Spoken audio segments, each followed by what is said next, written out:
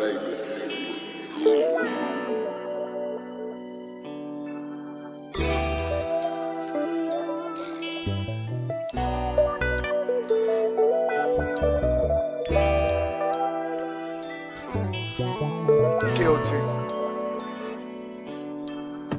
Deep down up in this jungle, I seen so many fumble. I seen them lose their day. I seen them fade away.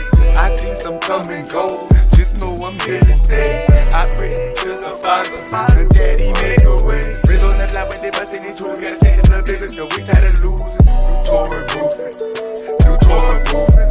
Bring out that woman, she let me get hot with the tanks on the ground. And I really want a problem. New Torah movement, new Torah movement. Red many Frenches, no gang hold me. Told this tour my bank holding this. Girl when the doctors show. Better stay in your lane, homie. I do this for you, can't read the pain on me. Get on that block with the stains on me. Pray shot, never would change on me. Pray the blessings that they would just rain on me. Different the starting fellas, different the ones that losing their faith cause they very dead. They feel like nothing happened. Father, you know that we need you, we praying, we crying, calling, trying to read. They take them tanks, we moving around like them eagles, vultures with them scriptures eat you. Get off my back, that's the devil. Get on my level, it's heavy. I'm not preaching, not a reverend. I'm a prophet, not selling. Trying to feature this mess, but I feel like nobody won't tell them I said it. Deep down up in this jungle, I seen so many fumble. I seen them lose their day. I seen them fade away. I seen some come and go. Just know I'm here to stay. I pray to the Father, the Daddy make a way. Riz on the line when they bustin' into it. Gotta say the little business, no we tired of losing. New Torah movement, new Torah movement. Bring out that woman, she let me get hot with the tanks on the ground. And I really want a problem. New Torah movement, new Torah movement. Born in this really sin, take it for steps, it feel like you feel it in. Heart full of joy, you just can't tell it in. Hands on our gun, no we won't ready. Cut up with scriptures and go Freddy. Got that milk for the babies, let's go get this cake, do you know better? I do a passion, hit in my blood, it pumps in my veins. There ain't no acting, tell the miracles and false doctrines. Up in the casket, rather down if you ask it. Trying to get away from all the pain, all the hate, from all the lanes, all the fake. Cut the grass, you see the snakes. You got the phone, I'm calling on yeah, I am the son, I'm calling on pops. I never run for nobody, I never run for no devil. Stay off my back, you know brother. Deep down up in this jungle, I seen so many fumble. I seen them lose their day, I seen them fade away. I seen some come and go, just know I'm here to stay. I pray to the Father, the Daddy make a way. Riz on the line when they bustin' into it. Gotta say the little business, no we tired of losing. New Torah movement, new Torah movement. Bring out that woman, she let me get hot with the tanks on the ground. And I really want a problem.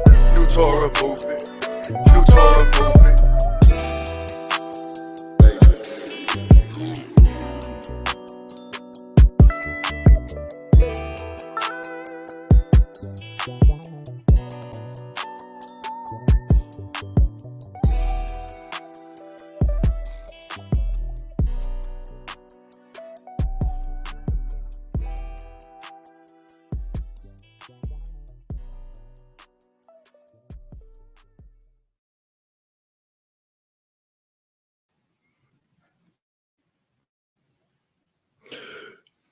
Yo, shalom, shalom, shalom, family. Peace and blessings to you. Shabbat shalom.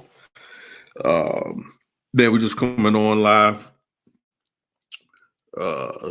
Just going to have a little open panel discussion, strictly open panel discussion.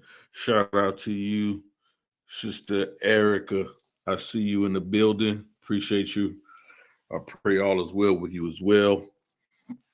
Shout out to my brother, Dasharab. I hope I'm always getting your name right, brother. Peace and blessings to you as well. I see brother Shaul Israel in the back, in the panel as well. So I'm going to be bringing the brother on.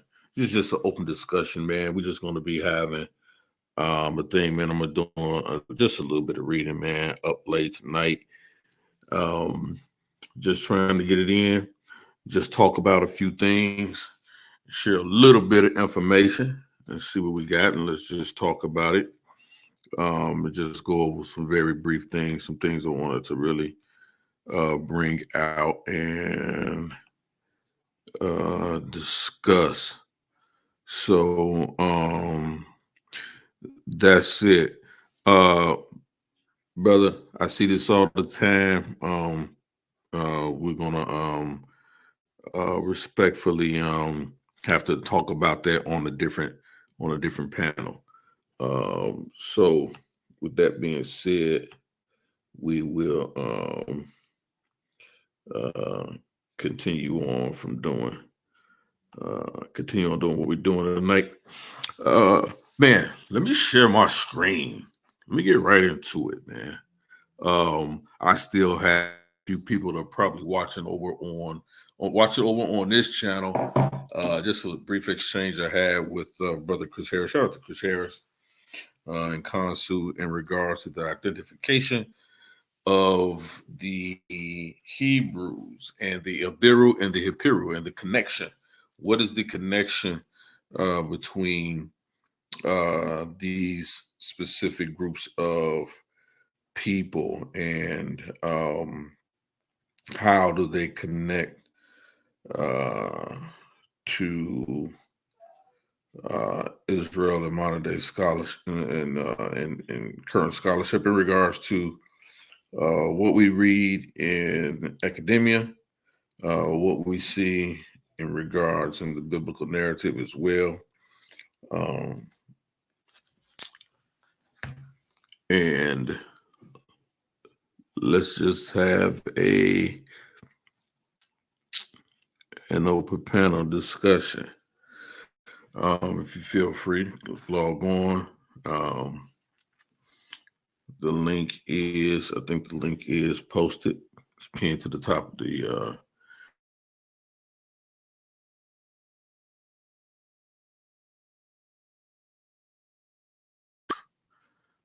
right now.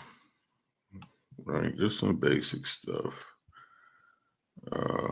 Let's deal with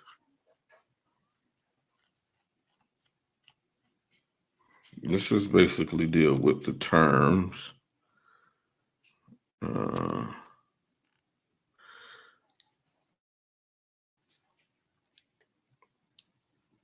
Habiru. Let's just deal with that. I'm going to be sharing my screen in a second. And we're going to be dealing with that.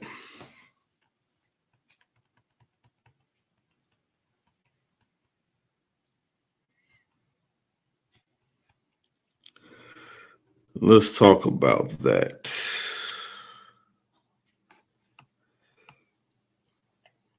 Let's talk about that. I'm going to be reading this article here.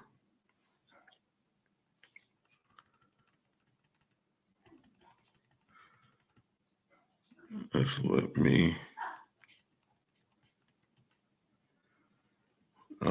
share my screen.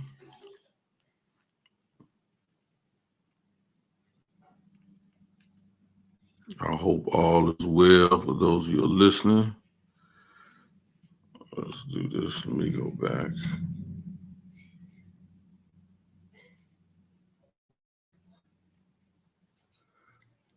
And let me share my screen.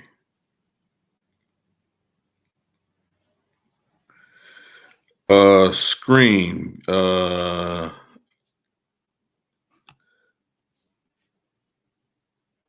Yes, to the best of my abilities. Let me share.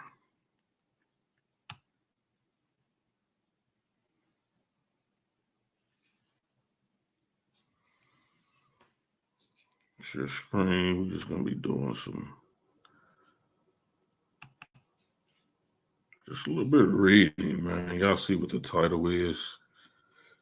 The Apiru Hebrew connection, which was a bit of contention on the video that's still probably currently playing.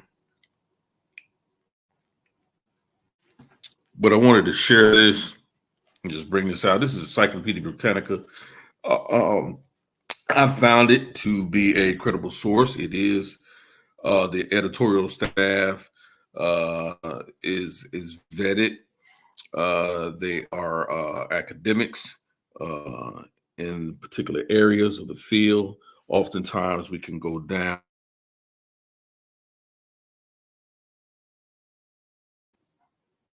references because they do update the information. Um, you know, let's see, just want to go down a little bit. So to try to show you at times, see if I can get down there because there's quite a bit of information here. But you can see at times they have the editors of Encyclopedia Britannica, so you can kind of see who the people are who are adding the information. Sort of at times get a particular background on them as well. But this is information that is quite sourced, and it is an accepted source of information. Howbeit, at times it is not a primary source of information. I don't use it as a primary, but as a secondary source that offers us links and direct information taken directly from primary sources that are made available. So it is a credible source to use. So let's just talk about it a little bit. So we're talking about the Habiru, the Apiru, and the Hebrew connection. Oftentimes these things are debated whether or not academia gives any credit to this type of connection. Do these people actually exist? So I'm going to start reading here. This particular article is titled Canaan in the Historical Region in the Middle East. And what this article does is it's clear as we go through it, you're going to clearly see what begins to unfold and begin to talk about Israelites in the particular regions of land and during particular time periods and how they were referred to. One of the terms that they referred to, and specifically in the Bible, which becomes a term of endearment, did not start out that way. That is my premise. And that term is how we say it in English, in our vernacular, we say Hebrew, right? It did not start out that way as an identifier for Israelites for themselves, right? It began as a derogatory term, which is my premise, by other groups of people. I tried to identify who these people were, right? It came to be known later on in history as Israelites, or in the historical sense, as well as in biblical literature, right? So this is what we see. So it says Canaan, variously defined in historical and biblical literature, but always centered on Palestine, right? Its original pre-Israelite inhabitants, we're talking about proto-Israelites. Its original pre-Israelite inhabitants called Canaanites. Now, let's talk about this term Canaanite, right? Because I think what happens is that people, when they hear the term Canaanite or Canaanites, they talk about them as if this is a monocultural people, right? That this was just one singular group of people occupying a land called Canaan and called Canaanites. This is the furthest thing from the truth. What you had in the area of the region called Canaan, which we call the Gaza Strip today, and if you've been keeping up, with what's going on over in Palestine today, and the conflict between Israel and Palestine, this is the same region of land that's being talked about in the news today, and it has been for centuries. There is something about that land, something about that area where that conflict about who belongs there, who owns that land, why that land is so important to the rest of the world, and it is. It's always mentioned in somewhere, form, and fashion, major conflict in world history uh, as recorded. And so we have to take into account that the people that are living in the land, as during biblical times and historically, outside of the biblical narrative, and that's what I mean when I'm saying historical. I'm talking about academia. Outside of the biblical narrative, that's talking about these people, these groups of Canaanites. These are an amalgamation or many types, many different groups of people living in this land. All of them do not have the same genealogical background. They do not have the same DNA. We've clearly seen that in that particular area of land.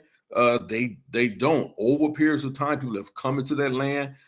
People that were involved in that land. These are many different groups of people coalescing, just as you see in ancient Kemet. And I argue this all the time. It's a melting pot. It's a melting pot. It's a place where people are meant to do trade, their exchange. There's a lot of things going on. So you have many people in these lands throughout the centuries. And it's easily recorded that way. And oftentimes, I think people when they hear the term Canaan, simply group them all in the same basket, right? But you can no more do that as we see the citizens or people, or not even citizens always, but people that are in America today, right? We have people who live in this country, right, in the United States, but they do not all identify the same ethnically. We do not all have the same ethnic background. We do not have all the same ethnic experiences. We have different religions, different cultures. There are many different beliefs and many different gods. No beliefs and no gods. This is what you see in America. All different types of shades of people, colors of people. You have different types of shades of African Americans. You have Africans here, people that were actually born on the continent of Africa. You have African descendants of slaves who are living here as well. And so we see these things. We have people from China, right, who are Chinese Americans. We have Filipino Americans. You have Irish Americans. You have Dutch Americans. You have all different types of ethnic backgrounds of people who call themselves America simply because of the landmass that they live on or they live in, right? But it's the only sense that we can group them together. But we can't say all Americans worship Yahweh or believe in Yahweh. We can't say that all Americans are Muslim, Shiite, or Sunni. We can't say all Americans follow the Nation of Islam. We can't say all Americans follow Buddha. We can't say all Americans are Confucianist. We can't say all Americans are atheists. We can't say all Americans are Taoists or Taoists. We cannot say that, right? To make that statement is fallacious and it's incorrect and it's preposterous. But oftentimes when we hear people, especially in these certain communities, when we hear people talk about Canaan and Canaanites, this is what they would have you to believe. Everyone living in the land of Canaan were just one monocultural people. And that was not the case. It was not the case. And so oftentimes we hear a lot of flawed arguments about that. They say, well, Israelites were Canaanites. A lot of people take that and they take issue with that.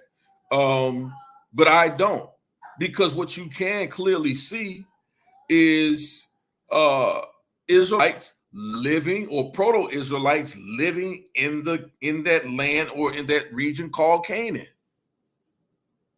Does not make them the same ethnically as other people that are around them. It does not give them the same genealogy. It does not give them the same bloodline, blood type, DNA, all of that stuff. It doesn't. You cannot group everyone in one basket simply because they live or occupy the same land mass.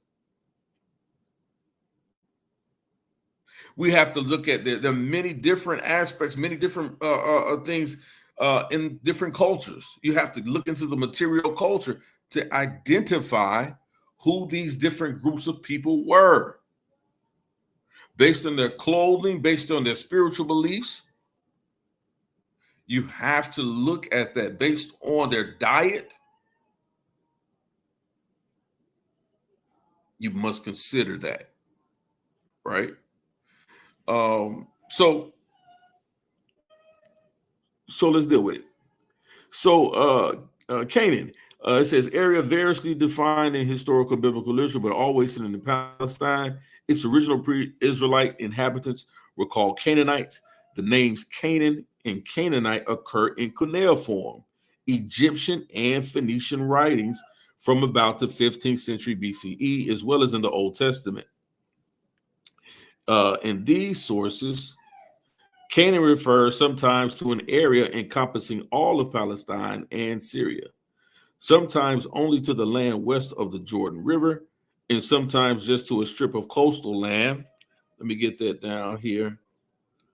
From Apiru or Acre northward, the Israelites occupied and conquered Palestine or Canaan beginning in the late 2nd millennium BCE, or perhaps earlier, and the Bible justifies such occupation by identifying Canaan with the promised land and the land promised to the Israelites of God. The origin of the term is disputed, but it may derive from an Old Semitic a word denoting reddish purple, referring to the rich purple or crimson dye produced in the area, or to the wool colored with the dye. Biblical Canaanites are identified in Genesis and descendants of Canaan, a son of Ham, grandson of Noah. See also Phoenicia. And that colored dye is in that region. There are certain snails, is what they are, right? Certain shellfish. They give off this purple. They give off this purple dye, right? And the harvesting of these shells and this purple dye is what was used and widely sought after, because it is the purple. It was the purple used for royalty. Sometimes it would be a dark, deep purple. Sometimes it would be almost like a red wine, purplish red wine, or a grape-like color. It would be reddish sometimes. But this is the dye that was used, and specifically used to dye for royalty or expensive palaces and different things of that nature. And so because of it, it was very, and sometimes this is where even the term Phoenicia derives from, this dye color. So it was part of that material culture, right? So the people in that land actually often had many times these different exchanges based on simply that crimson dye color, that red dye, that purple dye color. It was a color and symbol of royalty. But what I'm going to do is I am going to, just for the sake of time, man, I'm just talking real quick. I just really wanted to show. Let me see if I can get it here. These people in this land right here. It says the introduction of the bronze in the early Bronze Age brought about a pollution marked by the development of metallurgy and by a decline in painted pottery. Semitic peoples first appeared in Canaan during this period, with the Middle Bronze Age, 2000 to 1550 BCE. Recorded history in the area began. The Semitic Amorites, who penetrated Canaan from the northeast, these are northeast Amorites, became the dominant element of the population during this time. Other invaders included the Egyptians and the Hyksos, a group of Asian people, right, who seem to have migrated there from north of Palestine. The Hurrians or the Horites of the Old Testament also came to Canaan from the north. I'm going to do a discussion on the Horites. I had a brother I was having an exchange with, going back and forth, bringing up some very good points about the Horites. I hope to get him on so we could talk about that as well. But the late Bronze Age, 1550 to circa 1200 BCE, was mainly one of Egyptian dominance in Canaan, although their power there was contested by the Hittites of Anatolia. I did a breakdown on this channel before, showing the ethnicity, and the cultural dominance of the Hittites of Anatolia. Oftentimes people say, well, Anatolia, which is modern day Turkey, well, that's where they have to be Caucasian people. But the Hittites during that particular time, these were not Caucasian people as we would term Caucasian people to be today in some circles, right?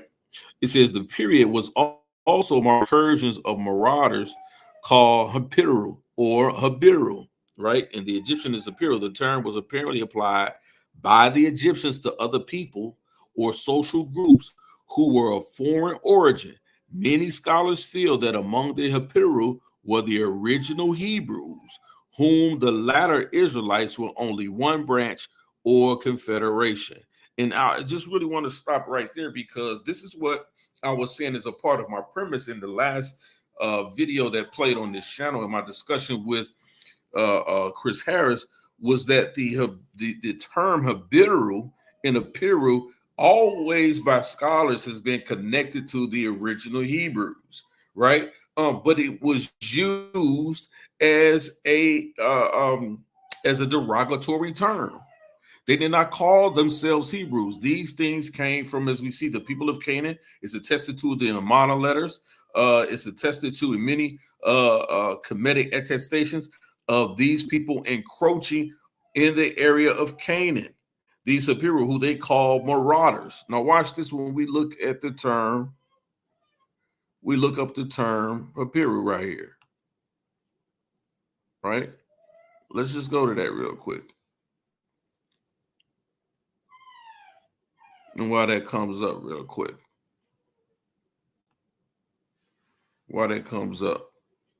and then let's talk about,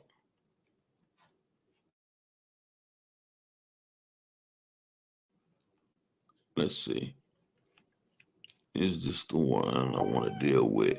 Habiru. It's a variant spelling of a Hebrew, a designation of a class of people who made their living by hiring themselves out for various services. The biblical Hebrews had been in Egypt for generations, but apparently they became a threat, so some of the pharaohs enslaved them, right? So you see, they already are connecting the term Habiru and Apiru with the biblical Israelites. And if you read the story of the biblical Israelites, during the time of the Exodus, whether you believe it or not, this is the narrative that's being given, right?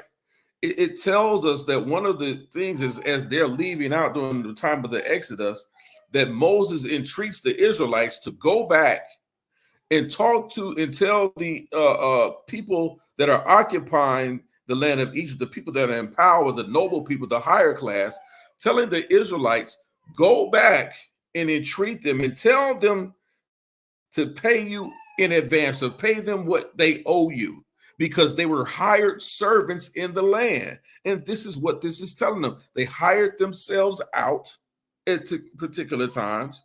But then we know that there is a group of these, what quote unquote, people that come in and they began to oppress them. I'm not one who makes the claim that they were oppressed in Israel for 400 years, however long you want to say that they were there, that they were oppressed or they were enslaved for 400 years. I don't believe the biblical narrative teaches that. But I do believe that at a period of time leading up to the Exodus, that there is an oppression from people who come in. And I believe these people are part of what we call the Hyksos rule, right? These people of the Hyksos rule, they come in. These are Asiatics that come in and they begin to take power, usurp power within ancient Egypt. And it is not the ancient Egyptian people the native Egyptian people that we read about. It is not them who actually oppressed the Israelites in the biblical story of the Exodus. I believe that these people are descendants of what later became to be known. These people known as Assyrians, but that's an anachronistic term being used for these people. That just delineating, letting us know that they came from Asia, right? These were Asiatic people who came into Egypt, rose to power, and began to suppress the Israelites. Give me 1 second, fam.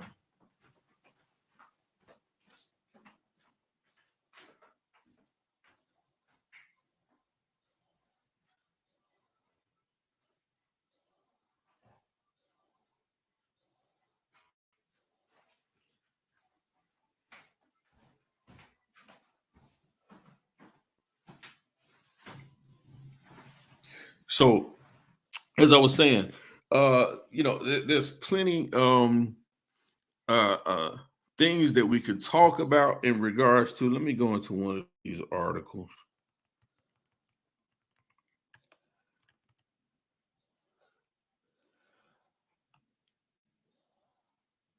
I just want to go in there and so we can get a clear understanding.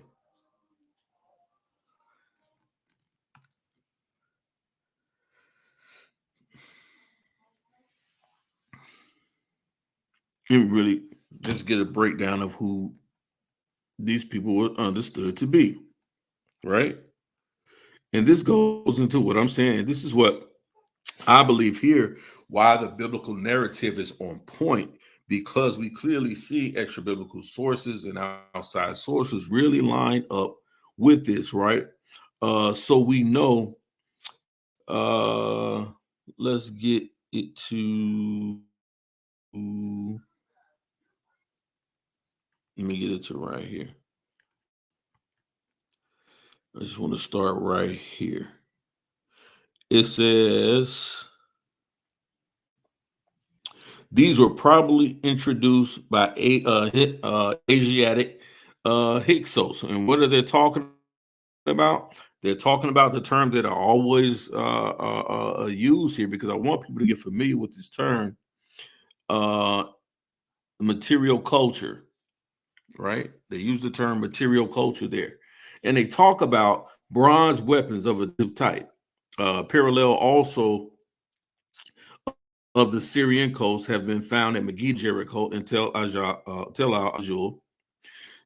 Town life in Palestine gradually expanded after the mid 19th century BCE. And another thing, specifically at Tel Al-Ajul, this is where we find what they call the, I believe they call it Pithori or Pithoi, right? P-I-T-H-O-I, I believe they call it Pithoi, or large jars, large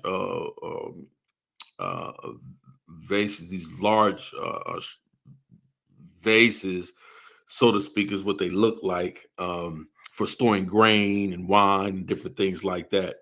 They're very large, like huge jars. Some are almost like, they've seen shards of some that have been like, maybe they could have been maybe 10 feet tall, some even and almost about 3 feet wide, very large jars, right? And it is on that I'll be talking about that tomorrow, I believe. No, on Sunday, actually. I'll be talking about that a little bit in regards to, does Yahweh have a wife, right? Yahweh and his Asherah, right? They found drawings on these pithoi jars, or large containers, right? So this is what they're talking about here. They gradually expanded after the mid 19th century BCE. But the material culture is essentially a direct development from the preceding stage. Several towns of Middle Bronze Age Palestine were defended by plaster faced ramparts, clearly discernible at Jericho and many other sites. An imported method of fortification giving evidence of a new and alien influence superimposed on the existing Canaanite culture. And this is very important. Even when people talk about showing connection from these Asiatics or Proto-Israelites and Israelites, where their material culture lies, it doesn't lie in ancient Kemet. And people keep trying to push this narrative simply because they lived in that land.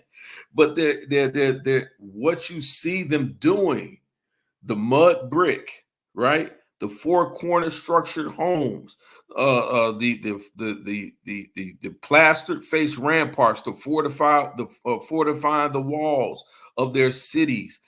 These are things that are not uh, uh, uh, indigenous of the material culture of ancient Kemet.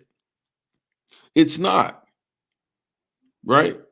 But people continue to try to do this without giving any heed to the actual material culture. Um, it says these were probably introduced by the Asiatic Hyksos, talks about these different things I just talked about, possibly related to the Amorites. And Amorites, according to the ancient Egyptians, just simply meant foreigners from the West. Foreigners from the West. But we also know we had two different groups of Amorites. There were one group in the there was one group in the east, and there was one group in the west. These foreigners, right? These are how the people of ancient Kemet were actually recording um, these people, as well as the people down in the occupied Canaan, right? These vassal kings. These were probably introduced by the Asiatic Hyksos, possibly related to the Amorites, who secured control of northern Egypt about 1630. The Hyksos or the Hyksos may have included elements of a grouping of people largely Semitic, right? Largely Semitic, called the Habiru or Hapiru. The Egyptian term was Hapiru or Apiru, right? The term Habiru meaning outsiders. And it was applied to what? This is what I mean by the derogatory terms. Now, the argument, the fallacious argument that was being had was, well, Habiru and Apiru in Hebrew is not the same word. It's not the same word. We're not arguing whether or not whether it's the same word, but they carry the same connotation that were applied to the same groups of people. That's the connection. And they tried to early on, if you were listening to the other channel, they tried to create this etymological fallacy. Well, this word has to be like this word, and show me what this word means like this word, or show me where this word comes from this word. No, that's not what we're talking about here. We're talking about these people being identified by people who were observing their actions or who had a bias towards them or was just recording their actions. I don't disagree with a lot of what they thought that they were seeing, right? So the term Abiru or the Egyptian Habiru, which we clearly see it being equated as, meaning outsiders, which means they were not indigenous to the land of Egypt. And that's another dagger to people who continue to say that the Israelites were nothing but more, they were just Egyptians, as if these were native Egyptians. They were not native Egyptians. They just lived in the land. They just lived in the land. But they were not ethnically Egyptians. They just weren't. Nor were they ethnically Canaanite people. They just lived in the land. Right? So, like this fallacious argument that continues to try to, folks try to continue to push on our people, is pretty much just is pretty much a very poor argument that's being made. Very poor argument that's being made, and so uh, what we have to really do and understand is that what we have to do and understand is that um, there's distinctions being made, not just in the biblical narrative, but in extra biblical sources. Like I said, to be honest with you, and there's so much information out there and so much data, even DNA, science that proves this and that shows this, that there's really not even a need to argue this from a biblical standpoint. And watch this, they're getting ready to say what I'm saying. Outsiders was applied, this term Habiru or Hapiru, right, was applied to nomads, fugitives, bandits, and workers of inferior status.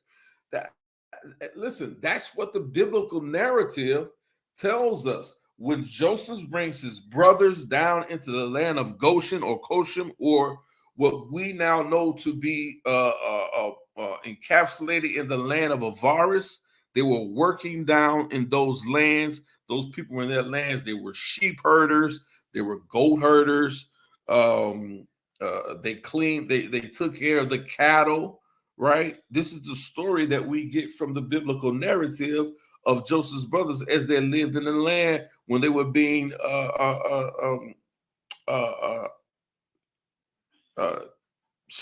when they were surviving the famine, right? By their brother Joseph, he encroaches the Pharaoh and he allows them to live in their land.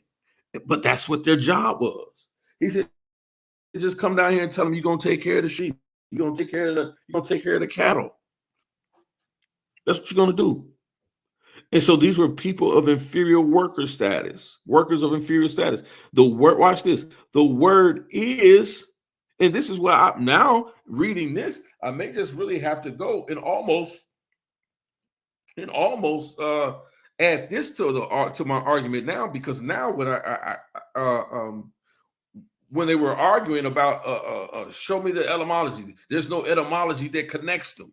Well, here it clearly says here, the word is etymologically related to Hebrew. And the relationship of the Habiru and the aforementioned Hyksos to the Hebrews has long been debated.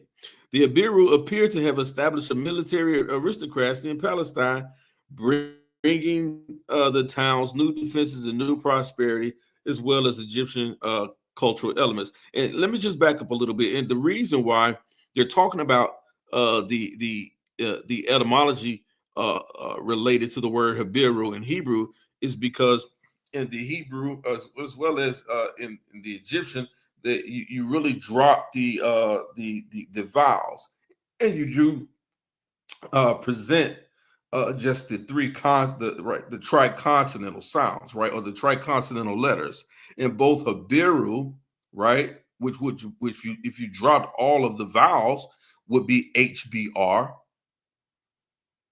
In Hebrew, if you dropped all of the vowels, would be would also be HBR.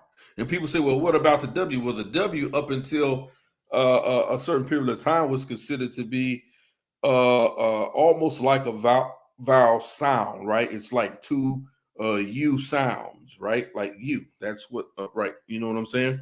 That's what the W is sort of consisted of, right? This double U, right? That's why we say it that way, and that's exactly what it is, right? So we clearly see that the etymological root is still there. HBR for Abiru, HBR for Hebrew. It's the same, it's an etymological connection there. So when people saying, show me where these two terms and these words are connected, well, here it is, right? It's showing the same triconsonantal root, right? It says the Abiru appear to have established a military aristocracy in Palestine, bringing to the towns new defenses and new prosperity, as well as many Egyptian cultural elements without the basic character of the local culture. This was to survive the destruction that followed the Egyptians' expulsion of the Hyksos in Palestine at the end of the Middle Bronze Age, circa 1550 BC, BCE, right? So let me do this. Oh man, I see my brother back here. Oh, I'm sorry, brother. I don't know how long you been back here.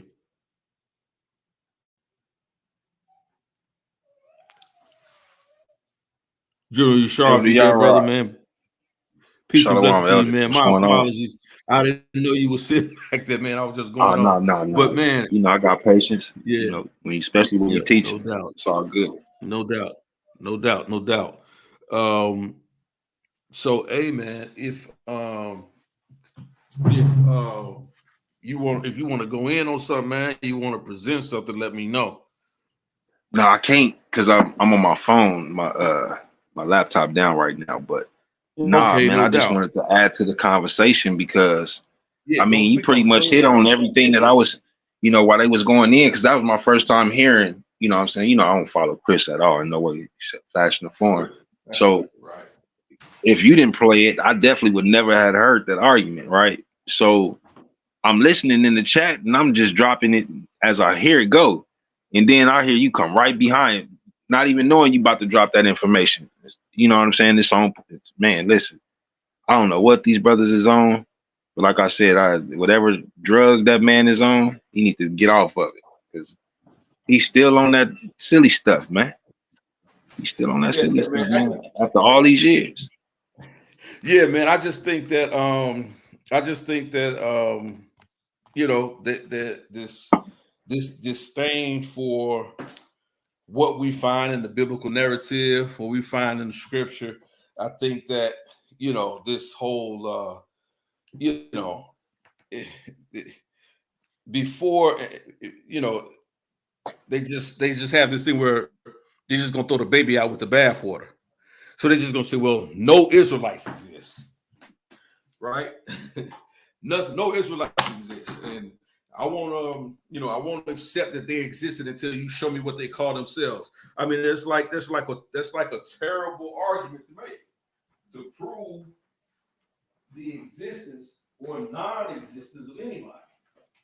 Hmm.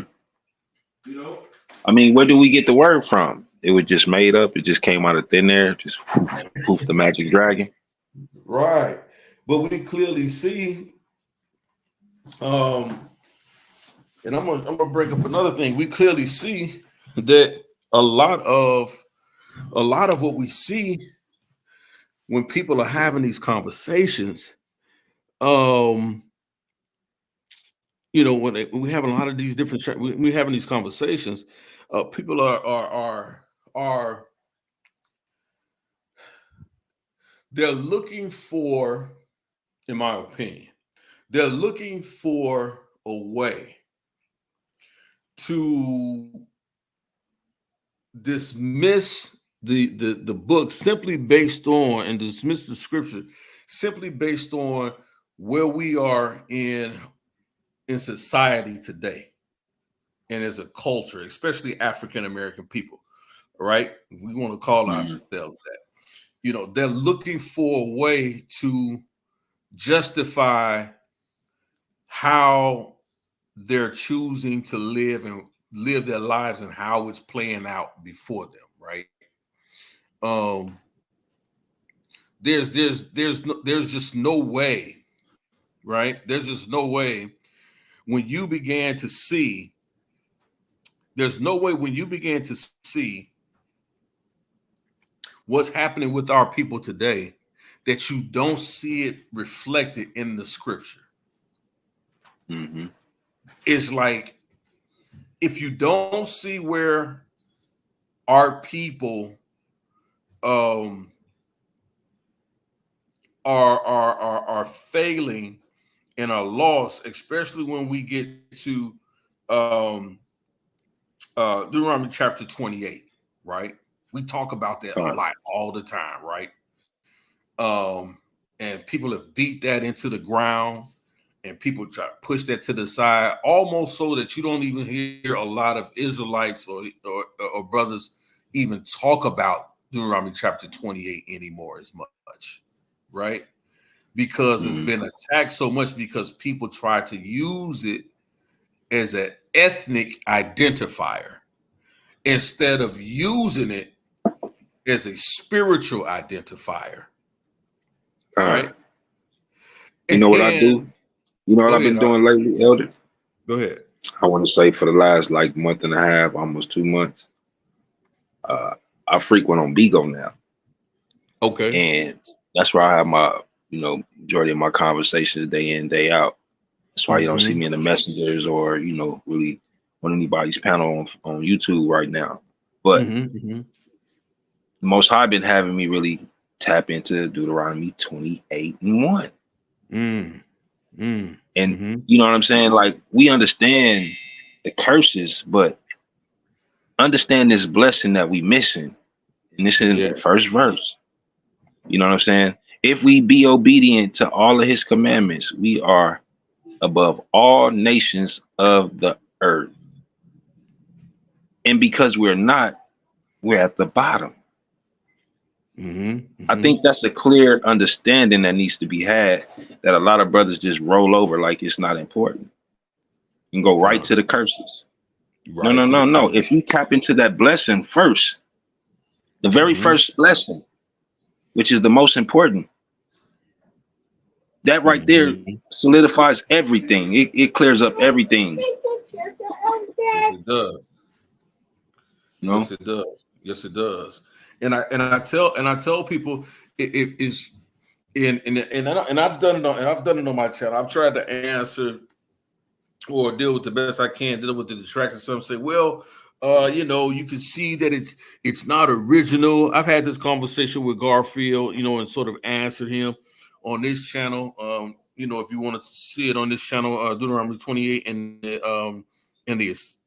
Sedgeron treaties, where there's a claim, that these academics make, these scholars make, that the Sedgeron treaties, that the book of Deuteronomy chapter 28 is basically taken from the Sedgeron treaties, where Sedgeron comes into Jerusalem. He comes into the area of Samaria, and then they began to proclaim these different treaties. If you don't do this, you shall be do this, and this and that, and this and that. Well, people often fail is that when they talk about the Sedgeron treaties and try to compare it to Deuteronomy chapter 28, two things that they fail at. First of all, you lose your Kemet argument, because if you're saying Deuteronomy chapter 28, right, Mhm. is taken from the Sedron treaties, then an Akkadian, Mesopotamian, a Syro connection. That's a And, and whole. and Go and ahead. let's just be clear. The script is Shemitic. The language is Shemitic. You can't Exactly. get around that, fam. You And can't that's get the one around thing that's Consu and Lil Chris was lacking in understanding. That it. everything that they was trying to talk about and trying to bring out, well, what about this? And did this word mean that? Regardless of whether that word meant Hebrew, we Yeah. understood who it was connected to, and the fact that where it's coming from, the Canaanite script and language, guess what? Shemitic. Even though he's Kemetic, right? From Yes. Cam, in other words, Yes. Yes. right? So Yes. then you have the Afro-Shemitic or Afro-Hamitic script. Guess what that is? That's the Shemitic and the so-called Kemetic script together.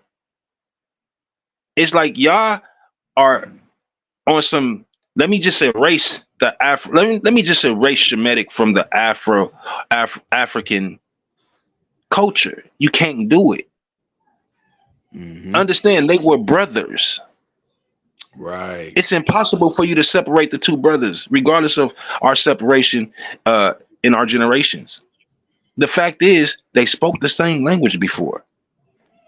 The fact is, when they separated, the language didn't separate far from each other. These are the facts that y'all hate to accept and talk about. Y'all want to just dismiss Shem like Shem and Noah didn't speak the same language as Japhet and Cam. Y'all got to stop playing games as if we don't understand what's going on. Right. Because this is a whole different generation. And Elder Con. Yara is a part of that, and he's leading this thing. So understand what's going on. If our elder is bringing it out, guess what? We got his back, and we understand exactly where he's coming from. It's not just Yashar, but trust me, I'm looking in the chat. It's new people that I ain't met yet, I ain't seen yet. and they on point. Absolutely. So the message is getting out and it's clear, family. Con, con, and you're right on it, man. And it's like it was even and what's even more and what's even more powerful, man, about this whole thing is that this thing we've been arguing for years. And I think my brother D Red said this day. Shout out to brother D Red, who sent me major sources, man, sources on sources on sources. As we see, man, they're starting to academia is starting to come around to this narrative that that we've been talking about for decades now, right? And what has been known as truth for centuries, right? So, like understanding, like the people, the people of the book, when we identify with them, we can identify with them culturally. We can identify with them spiritually. We can identify with them linguistically. I was just reading an article the other day about how they were talking about certain dialects among African Americans, right? And how we say certain things, and they in the 80s they were calling it Ebonics. They were calling it Ebonics, right? Mm-hmm. But they just did a study. I'm gonna try to pull this article up too.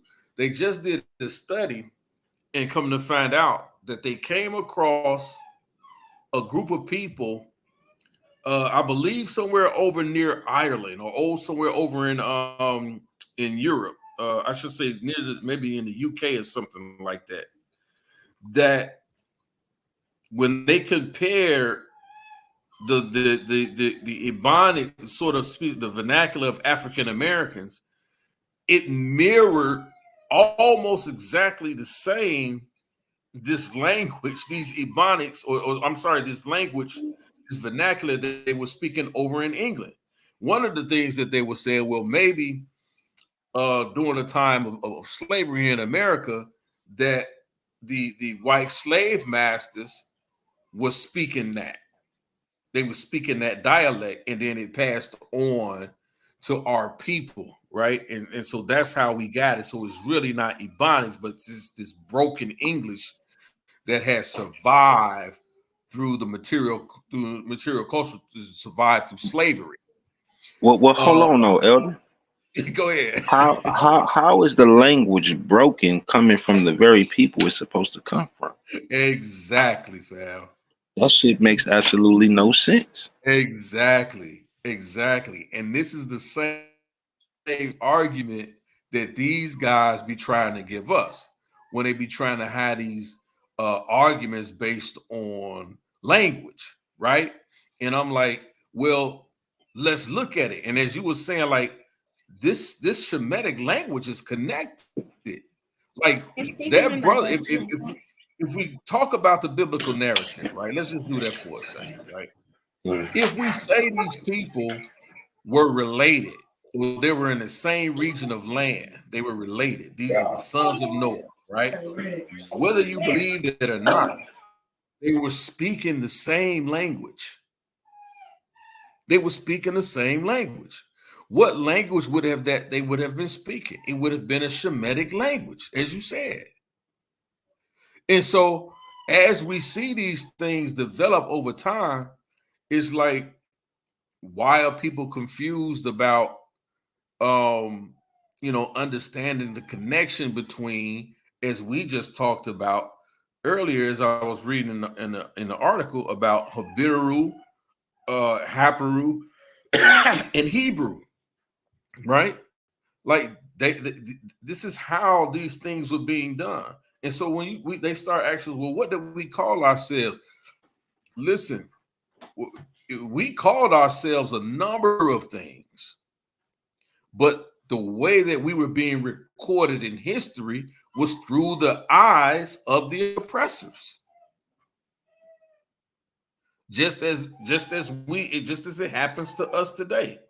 We're recorded through the eyes of the oppressors. And so then that's what we see. But these things over time, they become terms of endearment, right? And so, so when Paul in Philippians says, he writes in his authentic letters, I am a Hebrew of Hebrews. He identifies with that. But this is now this is 1,000 years later after the Exodus, after the Hyksos come in 16, they say between 2000 and 1550 BCE. So us seeing these terms now and how things and how these terms and these words and these names evolve. I mean, that's no premise to hang your hat on. Well, I will only believe that these people exist when I see what they wrote about themselves. We wrote a lot about ourselves, but we didn't have to call ourselves what our oppressors called us. But as time goes on, we began to identify with those things. We identify with our struggle every day here in America. Say it loud, I'm Black and I'm proud. Right? That was James Brown in the 60s, identifying with the oppressors because it was something people didn't want to be called Black. That's just up into the 60s. They didn't want to be called Black. They were still having brown paper bag parties. You know what I'm saying? And so people don't like we got to understand like how these things were playing out in how they play out in culture. Go ahead,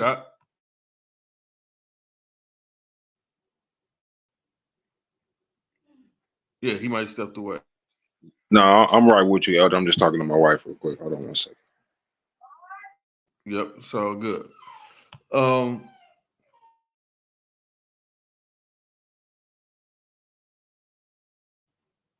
So, there are things that we have to, like we can't, we just can't, no more blowing past the stop signs with these guys. And they do this quite a bit. And then they try to speak to us as if they're so more highly intelligent than we are when we're asking these questions, when we present this information. There's just no way you can get around it these days, right? And so this one, I even saying like this whole argument now whether or not we were a Kemetic people, like the language is constant. Right. The Shemitic language is constant.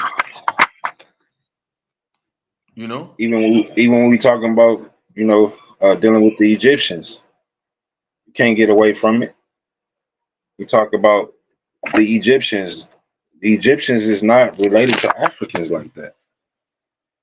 Like out of all the rhetoric that he been talking and he been pushing throughout this whole, how many ever hours he did this video, he ain't proved that those Egyptians were Africans. He just proved that the DNA was sub-Saharan. They don't even go by DNA by sub-Saharan. It's haplogroups when you're dealing with DNA. And then when you're dealing with blood types, we know that we talking about the O and the positive and the negative and the other few different blood types, but it's specific. It's not geographical ranges. Sub-Saharan, the Atlantic, like what are we talking about when we talk about DNA with the sub-Saharan? What do you mean? You talking about those who are in that region? They have a specific haplogroup, Y marker. Do you know what that is, sir? Because out of all of the information you was posting and talking about, it was talked around what needed to be talked about. Even when you talk about the mitochondria, right? Oh, if you want to talk about that L, because I heard you talking about that L, guess what? Yeah. The origin states that it's out of Asian or out of Asia theory, not out of Africa. Facts. And I'm a give Slewfoot Lex some props on that Drusilla Dungy source that he brought out and was cherry picking and you know what I'm saying, playing games with the source. Right. Because when I actually went and got it and started reading it, I see that he was lying. He was really just taking a sentence here and a sentence there And when you look at the context of the information, the man was a bold-faced lie. Yeah, she broke Drusilla Dungy Hill really breaks it down, bro, in identifying who these people were. Mm-hmm. And then Especially tell you about the Africans coming out of Asia. yes, How about that? yes. She breaks it down, bro. And this was at a time, bro. This was at a time where um at a time when she was doing this, man, that African Americans wasn't really being considered highly educated in different ways in academic, especially when you're dealing with Assyriology and dealing with those different types of studies and in different when and dealing with those different types of cultures. Drusilla Does Hill, man, she tells us, man, she clearly separates who who these people are, man, who these different groups are, and you can clearly see Israelites in that group of people, man. You can clearly see Okay. them there, and yeah, bro, I did the same thing, man. When he started talking about that, as a matter of fact, it was Orthodox Moore who shared that source with me, and I think that's where Lex had picked it up from. Can you believe that?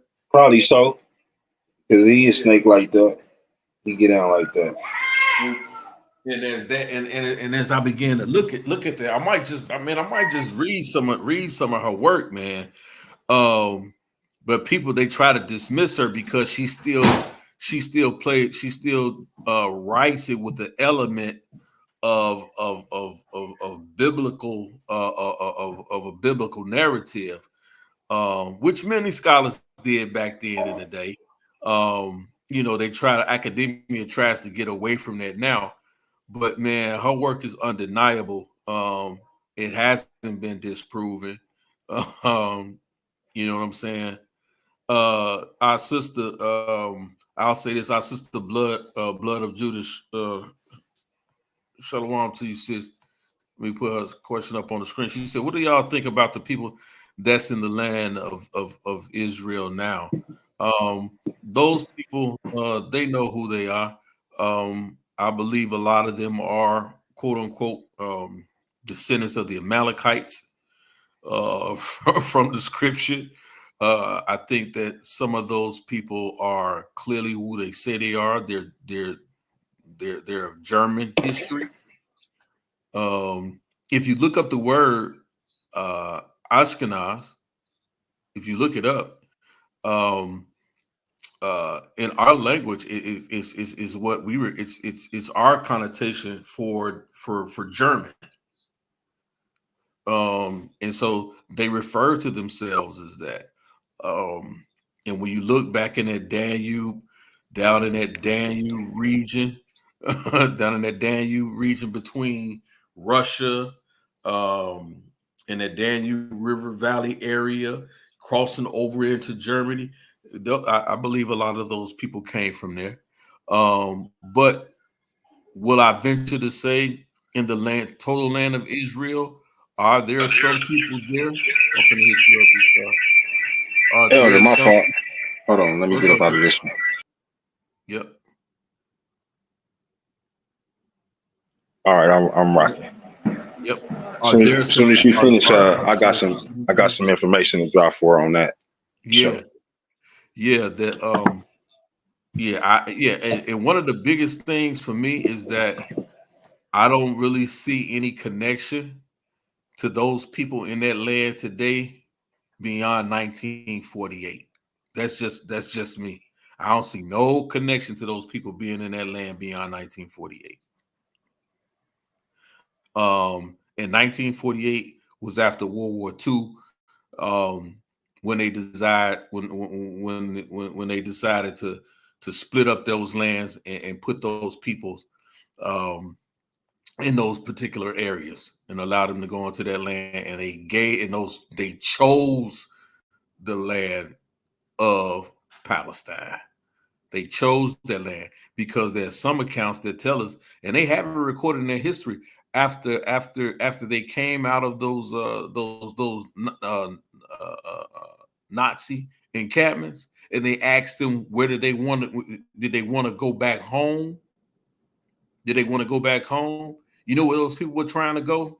They were trying to go to Poland. They were trying to go to Poland. And when they told them that wasn't really viable for them in regards to this Balfour Agreement, you know where they tried to go then? They tried to go to Uganda. These people was never trying to go where they are today. They were never trying to go there because they didn't consider that their home. That wasn't their home. They was never trying to go there. And so they was trying to go to Uganda. And then there's more attestations that those people, when they got there, that they were actually trying to they had to be taught how to live off their land. Those people weren't from there, not those that are there today. I don't know who Double X is, but I'm gonna let them on the panel. It's on you, Shar. Hey, you can hear me? Yeah, I can hear you. All right, good. Hey, What's good? Shalom. Peace. I wanted to ask you. I wanted to ask you why was you saying that why are the Jews in Israel, why are they not black? I mean not why are they not Jews? That's what I meant to say. My bad. Well, I never make the claim that they're not Jews. I do believe that they're Jews because just the term Jews itself just means from Judea. And when you look into their ancestry and how they lay out their ancestry, and it could be through the mother as well as through the father. I don't deny that they're Jews. I don't deny that they're Jews. But simply Okay, so because what do you I wanted to understand Shalom, what family. do you Can y'all hear me? Yep, we can Yep, hear you. I hear you. Yeah. So, Okay. So what was no, the brother's asking me a think question. I don't know if you just he's came back talking in. like Did you hear him? I think his voice went out. Oh, okay. But yeah, so when I say that, when I don't deny that they're Jews, I do believe that there are people living in Israel who are from who have direct lineage and have are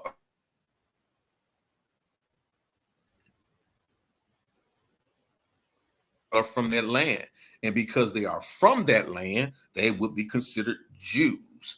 I don't disagree with that. Judaism, I believe 100%. That's their religion. And I let them have it. That's their belief. I think that a lot of times in this community, I think people try to conflate the two. I don't conflate what I believe because I don't practice Judaism. And a lot of the arguments that we get is people expecting us to exhibit elements or to exhibit this full-on teaching of Judaism. I don't practice Judaism. I practice a form of Yahwehism. That is how I give it. I practice a form of Yahwehism, which is what I believe the people in the book practice. They practice Yahwehism. But I do believe that there are people in that land. They are Jews. They are Jews. Now, if you're telling me that they are they the people, or are they the people in the book from the time of Abraham until now? I think that's a very hard pull for me to say that their entire land of people, that they are the only ones who can be classified or be shown as the people from that book. I don't believe that at all whatsoever. I don't believe that at all whatsoever. And I do that not just based on my studies in biblical, but extra biblical sources as well as DNA. You know, a lot of people don't agree with the DNA, but I agree with the DNA.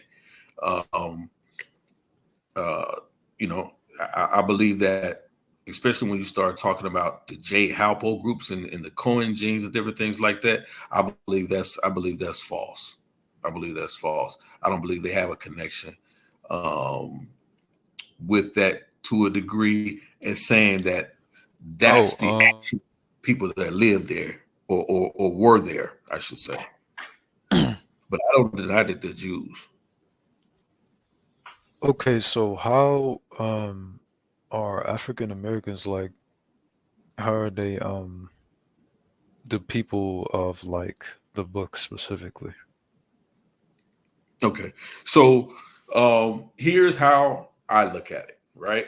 And it's based on the biblical narrative, right? And because that's really what we're doing here. And then I'll get into other sources, like if we're talking about connect genetics and different things like that, and anthropology. Um, the biblical narrative says in Isaiah chapter 56, right? Those who joined themselves to the law, right? Talking about the law of Moses, will have a name as great or even greater as that of the children of Israel themselves, as the sons and daughters, as sons and daughters of Israel, right? Throughout the scripture, what I see and what I teach is that you see groups of people who are not naturally blood-born Israelite hmm of a people, right? So let me give you an example. Caleb, which we see early on in the biblical narrative during the time of the Exodus, Caleb is referred to as a Kenite, right? And so I'm one who follows. I give a lot of credence to what they call the Kenite hypothesis. These are not natural blood-born Israelites, as we would see and talk about in the book of Genesis, Exodus, Leviticus. These are not natural born Israelites. But because they joined themselves to the law, because they made alliance, because they fought alongside Israelites, what you see is these different groups being brought into the lineage and the family and considered. So Caleb, we know, is a Kenite or Midianite, but he's not an Israelite. But later Wait, on, wait, we wait. see his people. I wanna write that down actually. What? Okay, Yeah, it's called a Caleb. Is that Caleb or is that Kaleb? yeah, they spell it both ways. Oh, okay. Caleb from where? Caleb, he's a Kenite. Kenite. Okay. Yeah, he's a Kenite. And we know that these group of Kenites were descended from groups called Midianites.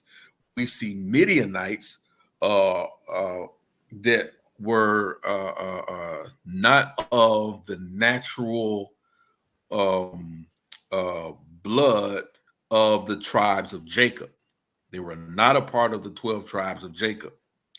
But as you see going on in the scripture, you see them being placed among different tribes, specifically the tribe of Judah. You see them being placed among these tribes. You see Caleb after Joshua's, people call it Joshua's conquest. I call it Joshua's liberation. So after Joshua's liberation in the land of Canaan, you see Caleb coming to him later on and saying, hey, listen, Moses promised that our people will be rewarded. And now that we're here in Canaan, we've conquered the land. I'm entreating you for that promise that it be kept and our people be given land. And they asked for a specific piece of land. And so Joshua allots them that land in Canaan. He gives them a specific piece of land. And these people we know are not natural blood born Israelites, but they're given an inheritance. But they're given an inheritance as if they are of the tribe of Judah. And we see this happening throughout the scriptures.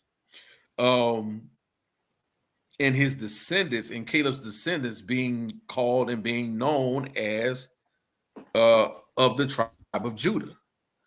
We also see an occurrence. There's Rahab, right? I talked about this a number of times.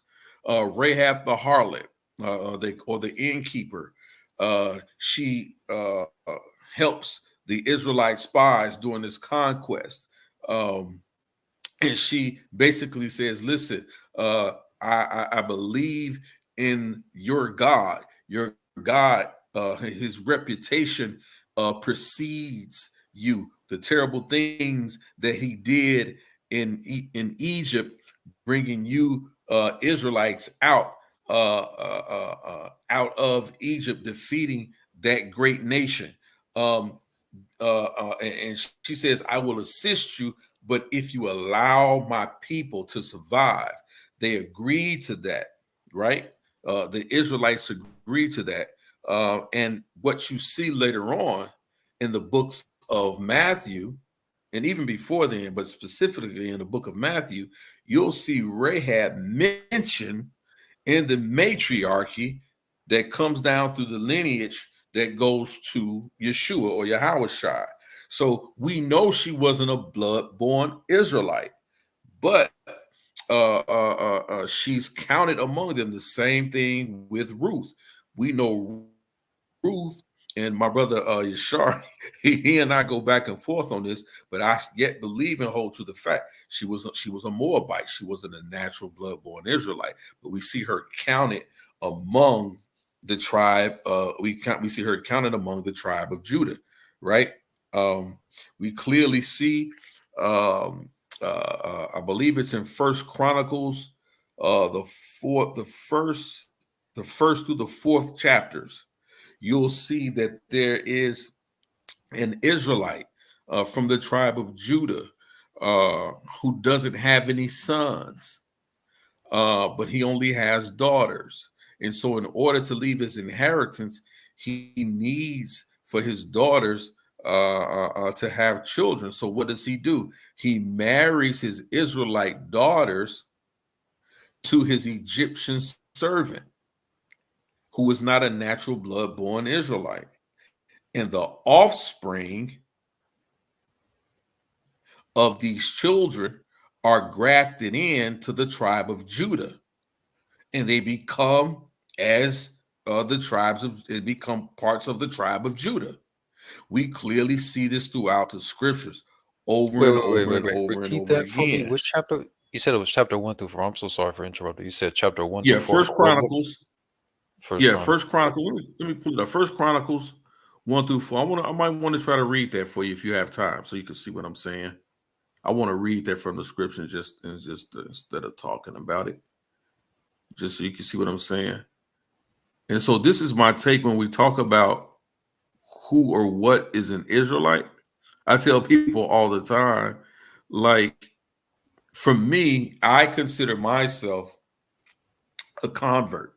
I don't consider myself a natural from the natural line of the 12 tribes of Jacob. I don't have that information, so I don't make that claim. But I consider myself a convert. Now, there are others who can make that argument. They love to make that argument. I'm not one of those people because I believe, according to Isaiah chapter 56, that in order to be part of the tribe of Israel, and what I just actually, the examples that I gave you, you don't have to be a natural blood-born Israelite to be a part of this group known in the biblical narrative as Israelites, or part of those tribes. You don't have to be. There's some extra biblical sources that talk about that the Gadites themselves of the tribe of Gad were not natural blood-born Israelites, but they were in the land of Canaan, and because they were in that land, they joined themselves to the smaller group of Israelites that were there, and this amalgamation became these larger groups of Israelites, which we now consider we call the 12 tribes of Israel. And I believe you can find Gadites today in West Africa. You can see them today. They talk about this is their lineage. But I don't believe they were part of the actual blood-born, according to extra biblical sources. They weren't part of the actual blood-born. But I know when you start going through the lineage in the breakdown of Abraham, you clearly see, of Jacob, you clearly see he takes on these different wives, and then they have these different children and different things like that. But their narratives are all, their narratives are different. But let me see where I can find that for you real quick, because I really want to read that. First Chronicles. So you're saying your religion is Yahwehism. Yes. Is there any where is that, like, in history, like Yahwehism? Oh yeah, absolutely. Let me here it is. This is First Chronicles chapter 2. Let me read this for you first. First Chronicles chapter 2, because I want to share this.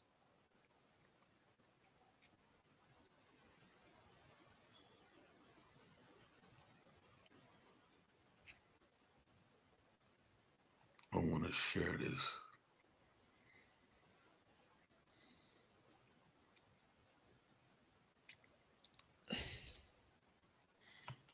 Hold on just 1 second. Let me go back.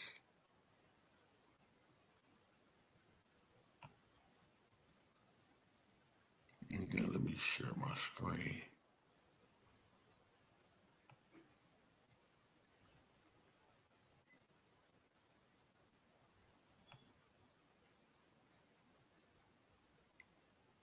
There it is. Just give me 1 second. I just want to read, just to give you an example in the scripture where you can see it yourself, if you can actually see the screen. Just so that you know I'm just not bloviating. Okay.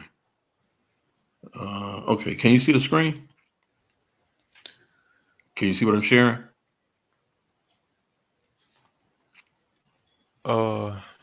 I can't see anything right now, no. But if not, I'll read it. You can't see Okay, anything right now it's trying to show it's going in a white circle, it's loading. Okay. I'll wait till it come up.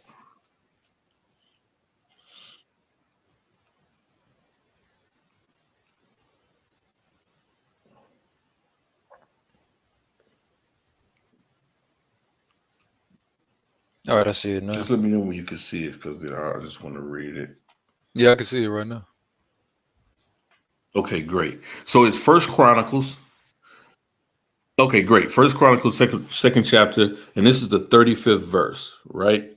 And it says, Sheshan gave his daughter in marriage to his servant Yah, right? Or Yah, Mhm. and she bore him Ati, right? Now let's look at that, because we're going to see who this servant is. And let me go up to, let me think, I want to do that one right there.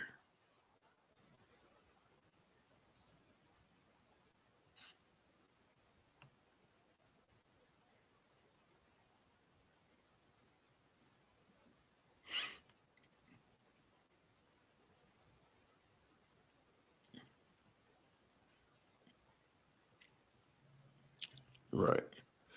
And so here it is. You can see over here on the side, it starts at verse 34. It says, where Sheshan had no sons. And it talks about the sons of Israel. It says, Sheshan had no sons, but only daughters. But he did have an Egyptian servant named Jarha or Yarha, right? And it says Shishan, who was of the tribe of Judah. Let me get that out of the way. I'm trying to get that out of the way real quick. Shishan gave his daughters in marriage to his servant Jarha, and she bore him Ati. And Ati was the father of Nathan, was the father of Zabad, and then it goes on and it continues down throughout the scriptures. But you see, it clearly says Jarha, he was an Egyptian servant. But Shishan gave his daughters to him. They had children. Now, if you go Is that with most Egyptian people's by doctrines in nationality certain or is that communities, by? they'll tell you you are who your father is. Yeah, let's look at that, right? Because we know it's not. We know it's not. What's this? I want to go into it right here.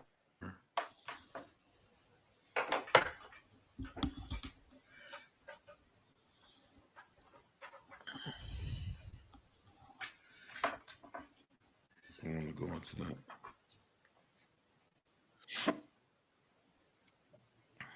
I want to get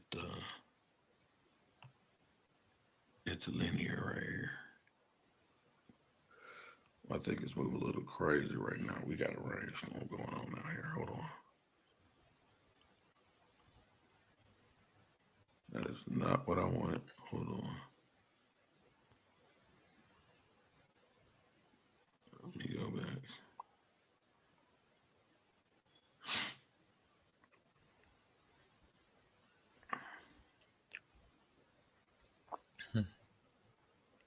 That came up. Just bear with me.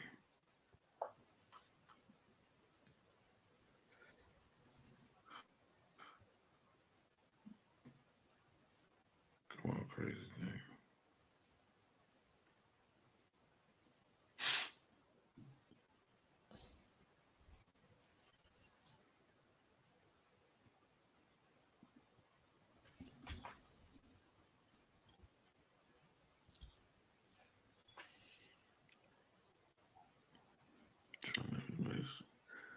It's taking some time to load. Here it goes. Come on. Come on, come on, come on, come on. Jeez.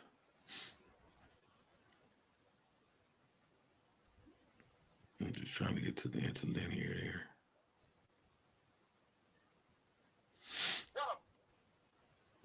Let me go. Let me just try it. Here it comes. Cool.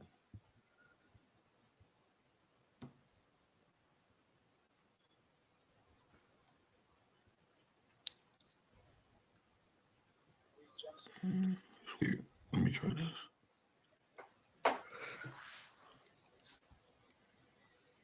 I'm try to bring it out. The thing is slow. It's slow.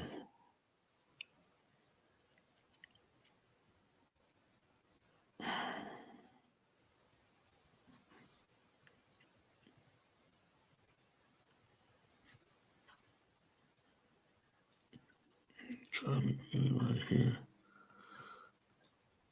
I'm gonna try to find it right here. Hold on. Because one of the reasons why I don't believe, well, I do believe that it's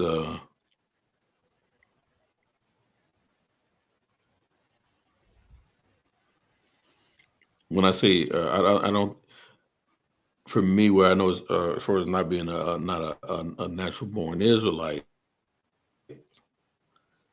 his servant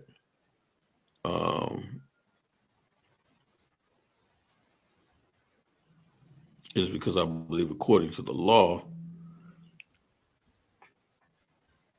in the books of Deuteronomy chapter 22 through 25,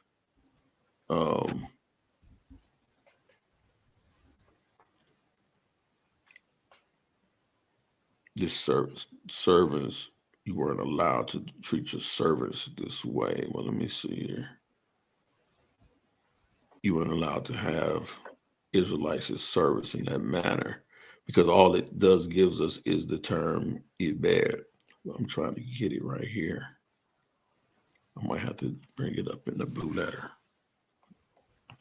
Hold on, I might have to do something different. Bring it up in the blue letter, because this is not working right now. I don't know why I'm moving so slow.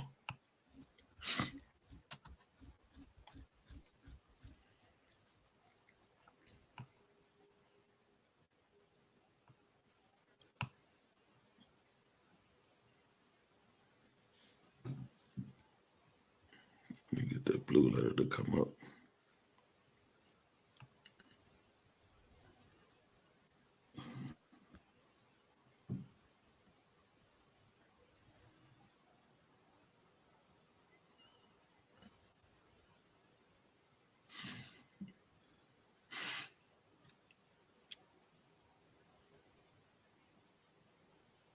The computer's moving so slow right now. Hold on. Let me just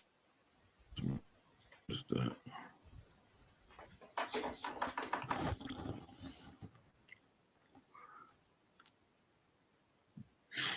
It gets that.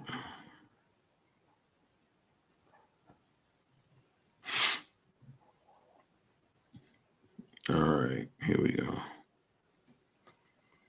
Let's go First Chronicles.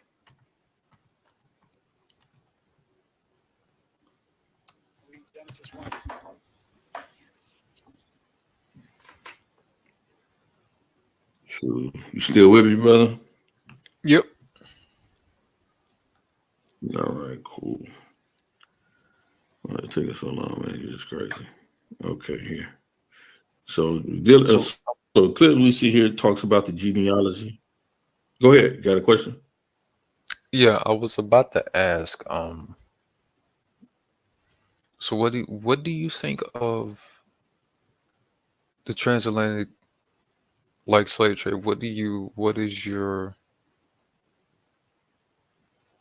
thing about that? Do you believe it was prophecy or no? I uh, I do believe in the transatlantic slave trade that it was prophecy, but I don't believe that it's the only manifestation of that particular prophecy. I believe there were many slave trades that occurred. We have the Arab slave trade, we have the Indian slave trade. There are a lot of slave trades that occurred. I just don't believe. I believe the transatlantic slave trade was just one of many that occurred within that prophecy. That occurred within a particular prophecy. I'm not one who believes that all African Americans are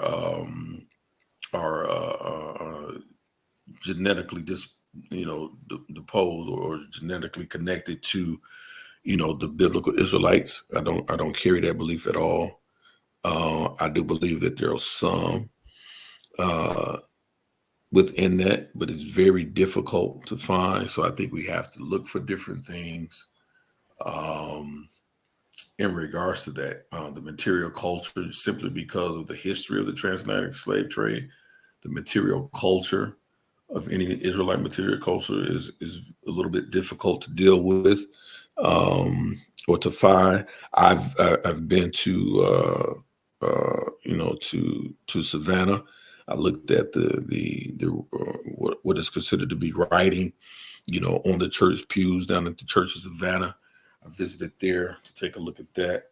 I've been dealing with different things just to find the material culture. I think in some aspects of voodoo, you can make an argument for that. You can find some Levite material culture, some of the Levitical practices. I think there's a source by Milo, Milo or Milo Rigard, Rigaud, who talks about the connection between voodoo voodoo practices or voodoo practices and the Levitical connection with the Levitical priesthood. But the material culture of that is very difficult to find in the Americas. I know people often they try to make connections with what do you call it? Sickle cell, the sickle cell trait. People have try to make that connection. I haven't really looked that deep or that far into that, but I do think that overall, I'm one of the people you can't tell who's an Israelite simply based on phenotype. I don't agree with that. So simply because of admixture, I do believe that there were groups who fled Jerusalem in 70 AD who were African Americans. I believe there's some that came down into the land after the Exodus, who may have been Israelites who came down and came over into West Africa simply based on their oral traditions. So I do believe that some of those descendants that were taken in the slave trade off the rice coast and westward coast of Africa made it over into the slave trade. I do believe that. But that number, I wouldn't dare to try to put a number on how many of those people were, and if when they were taken, did they all come over to the Americas? They could have been first taken over to the Caribbeans, down into or down near Latin America, or down in Puerto Rico and those different areas. They could have been taken to a number of places. And a very small group could have been brought over to the Americas. So I that's sort of where I stand. If that answers your question, if I'm not rambling to you, but that sort of answers my question. If that answers your question. But I do believe it occurred. I actually have a full presentation on it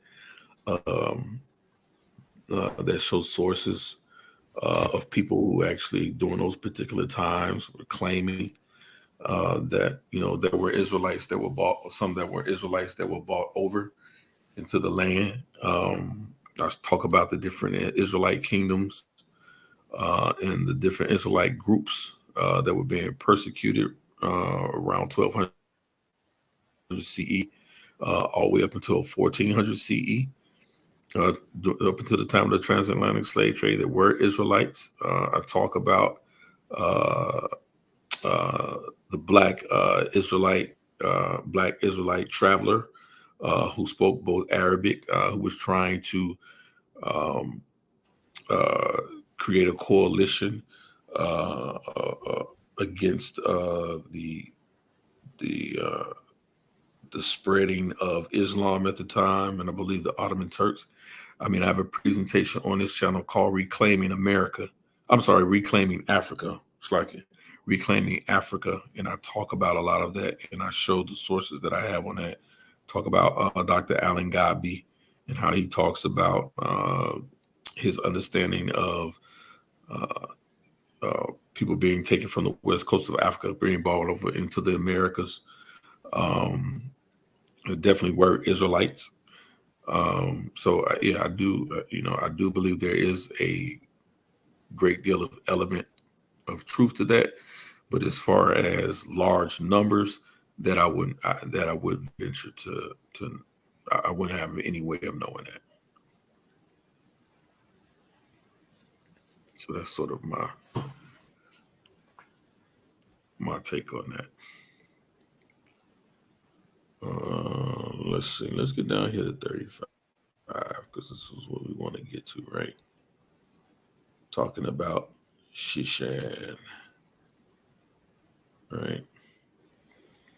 And first, before we do that, you just see who these, we're talking about who these people are, right? So when we talk about the genealogy of David, right? King David, he talks about the sons of Hezron that were born, and Ram begat Abinadab, And Abinadab begat Nahshon, prince of the children of Judah. And Nahshon begat Salma, and Salma begat Boaz, right? And Boaz begat Obed, and Obed begat Jesse. And Jesse begat his firstborn Eliab, and Abinadab the second, and Shinon the third, Nathaniel the fourth, Radah the fifth, Ozem the sixth, and David was the seventh, whose sisters, and this is King David's sisters, whose sisters were Zuriah and Abigail, and the sons of and Abisha and Joab and Eshel, three, and Abigail bare Amasha, and Amasha was Jetha and the father of Amisha was Jetha the Ishmaelite. And there's another instance right there in First Chronicles 2 and 17. Where people ask me, well, who's an Ishmaelite? To me, he's the descendant of Ishmael. I think that's pretty clear right here in the scripture. But you see, he's among the tribe of Judah. And Caleb, the son of Hezron, begat children of Zubah, his wife, and Jorah, her sons, are these Jesher and Shudan and Ardon. And you kind of clearly see this happening quite a bit, especially among the tribe of Judah. When the Zubah was dead, Caleb took unto him Ephrath, which bare him Hur, and Hur begat Uri, and Uri begat Bezaleel. And afterward, Hezron went into the daughter of Makar, and the father of Gilead, whom he married, and when he was three score 6 years old, and so on. And we clearly see these are the descendants in the line of Judah. And when we get to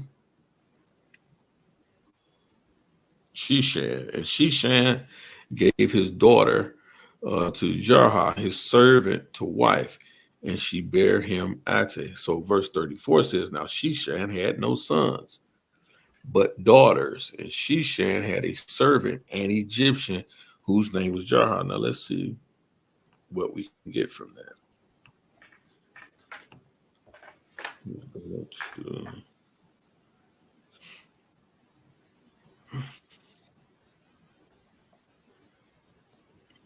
What is it meant by he had a servant? Shalakim. It says an Egyptian. At first, we clearly see here the term that we know the Bible uses for Egyptian is misery, or Mizrahi, right? Some say. Let's look into that.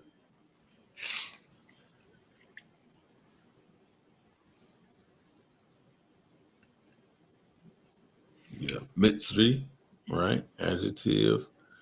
An Egyptian from Egypt, Egyptian woman. Let's see if we can find out right here. See Egypt double straights, an inhabitant or citizen of Egypt, an Egyptian, the Egyptian. Let's see right here. Right here, Mitzri, a Mizrahi, an inhabitant of Mizraim, Egyptian of Egypt. It says, let's see here what we can get. An Egyptian. Genesis 39:31, it says, here it gives us an example what it means by an Egyptian. And he slew an Egyptian, a goodly man, and the Egyptian had a spear in his hand, but he went down to him with the staff and plucked the spear of the Egyptian's hand and slew him with the spear. Let's see what they say here. And they found an Egyptian in the field and brought him to David and gave him bread. Let's see.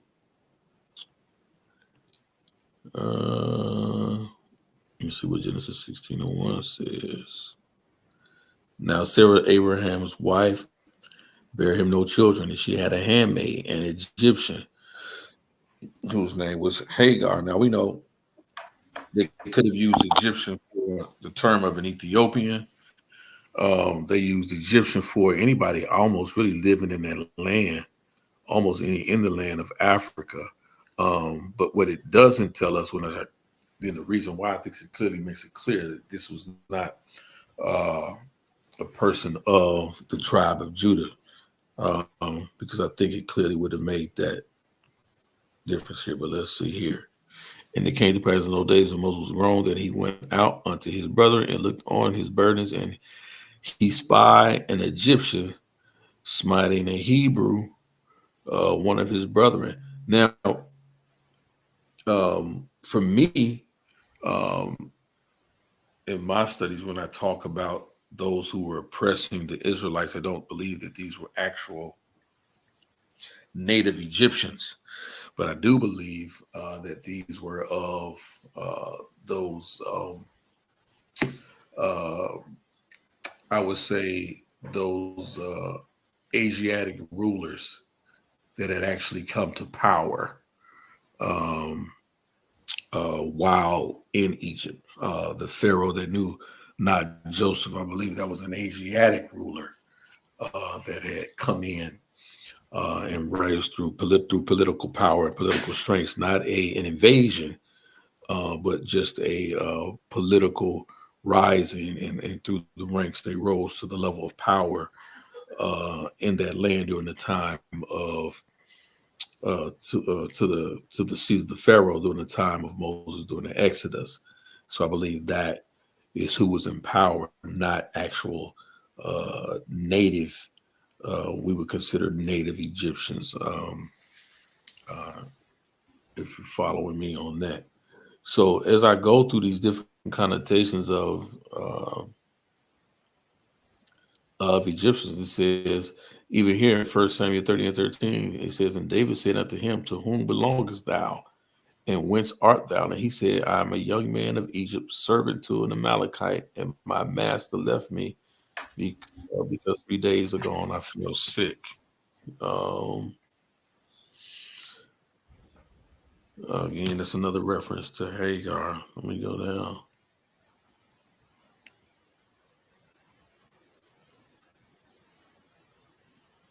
Let me see. And return here where Egyptians were the Canaanitish people. Ezra 91, it says, now when these things were done, the princes came to me saying to the people of Israel, and the priests and the Levites have not separated themselves from the people of the land, doing according to their abominations, even of the Canaanites, the Hittites, the Perizzites, the Jebusites, the Ammonites, the Moabites, the Egyptians, and the Amorites, and then Hagar, the Egyptians. Let me see what this one says here about Joshua. It says, when they cried unto the Lord, he put darkness between you and the Egyptians and brought the sea upon them and covered them, and your eyes have seen. I think it's clear. I mean, it's clear to me through these particular references, and that was we see um, uh, the person that's being described as an Egyptian is definitely not an Israelite or a natural blood Israelite. I just don't see that. That's what the scripture is showing there. I mean, but if you have any questions, man, feel free to jump in. I'm just on here, man, just talking tonight, man. Okay, I think that was the last of my questions. Oh, okay. Yeah, pretty much. Um, so that's how I try to um, uh, really look at it. I know that there are a lot of people, um, a lot of people attempt to, uh, they try to encapsulate this whole Israelite thing as it's just this, just this one group of people, but I believe has always been amalgamated. I believe there's always been people who've been bought in. So do you, my Into bad, the, but do you think it goes across different races through oh, intermix? absolutely. Absolutely. There's no doubt about that. And this is why I said earlier, I don't I don't argue phenotype when it comes to who's an Israelite or who's not an Israelite. Because clearly you have to add admixture. You have to consider admixture um, into these varying degrees of of conversations, especially when you consider if you just follow the biblical narrative, if you consider the amount of time in years that the Israelites were subjugated or held captive to other nations and foreign nations, that there's no way admixture did not occur. Even if you follow the biblical narrative from the Exodus, it clearly tells us that it was not just Israelites that followed Moses out of Egypt. And there's some extra biblical sources that talk about Israel, other groups that followed Moses out of Egypt and went to other various lands. They did not follow them into the Sinai, did not follow them. They did not cross the Gulf of Aqaba. They did not go into those various lands where Moses was leading them into Canaan, that they went, pretty much almost to the four corners of the world. And I think at that particular period of time, people easily could have traveled down through that, what they called back then the Eye of Horus, which is a corridor that leads you out of, excuse me, Kemet and South down into Chad, and through Chad all the way into parts of Africa, West Africa. You could have gone up to North Africa. You could have gone crossed back over into Asia. There's a number of trade routes that had been in place that many people knew and understood and would have followed and would have went those paths that they knew. There's even some folklore, and I say folklore because a lot of times this is how they do it, about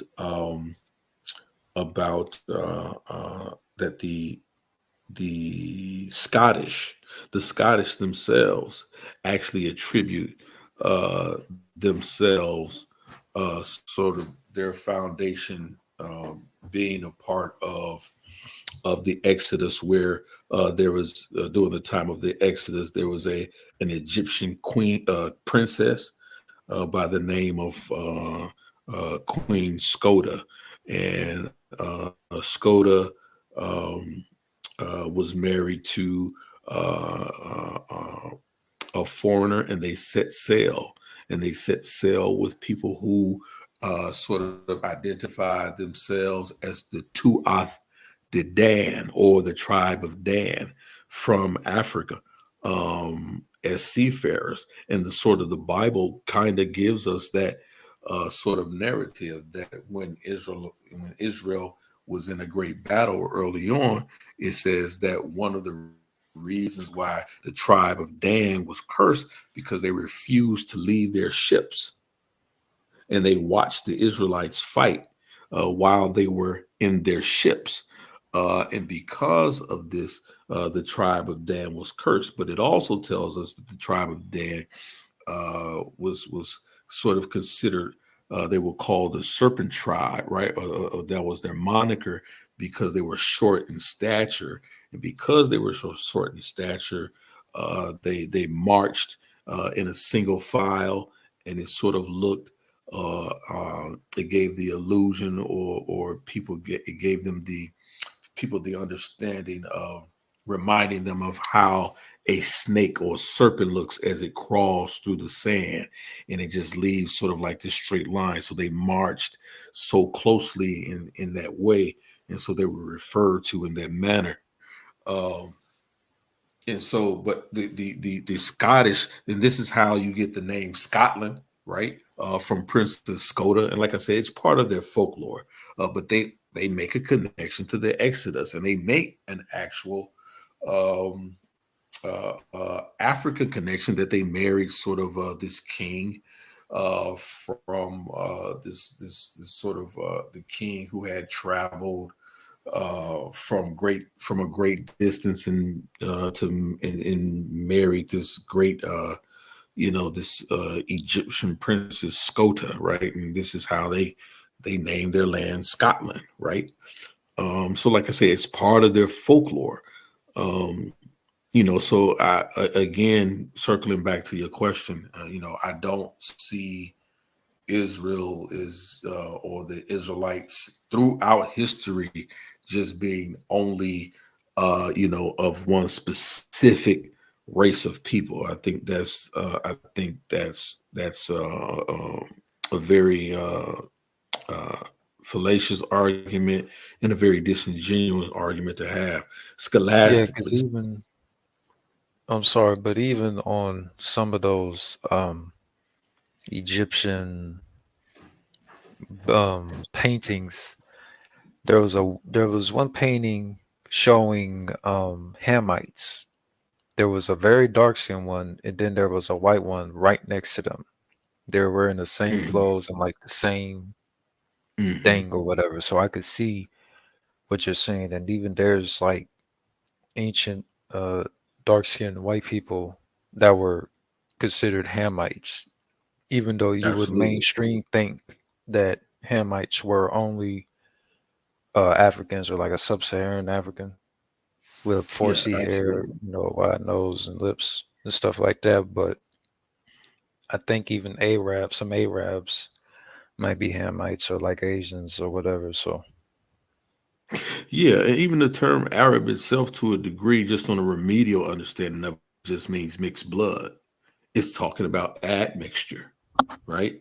So it's just Arab. The term itself, it just means mixed blood, and so it's just admixture. And so I often tell people, if you want to see a modern day, a really true modern day example of what admixture would have looked like then, in my opinion, we all are familiar with Cassius Clay or Muhammad Ali. We're very familiar with him, right? Um, Most people will not deny he's African American, right? I wouldn't deny he's African American at all, and I don't think I don't think anybody has any other proof than that, right? But my point is that he had daughters, right? And one of his daughters is is married an Italian, and when you look at their son, I think I know he was a college football player. I don't know if he's made it to the pros, if he's still in college. I think it's been a while now, so he may not be in, but he was a really really good quarterback. But if you look at Muhammad Ali's grandson, the son of his daughter, who married an Italian, you wouldn't be able to tell if they were standing if he was standing next to Muhammad Ali. You wouldn't see, just looking at just with your natural eye and looking at just observing phenotypically, you wouldn't be able to tell that they're related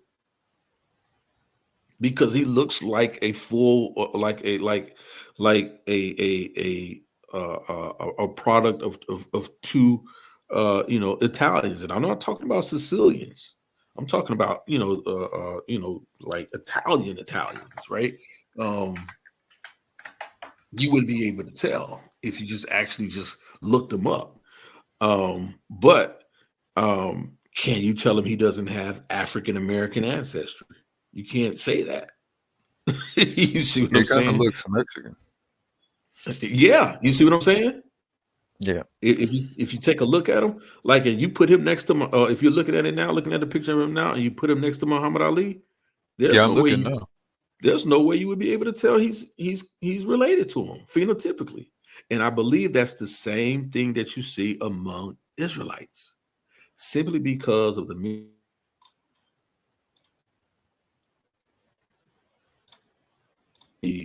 admixture and just the culture of the times.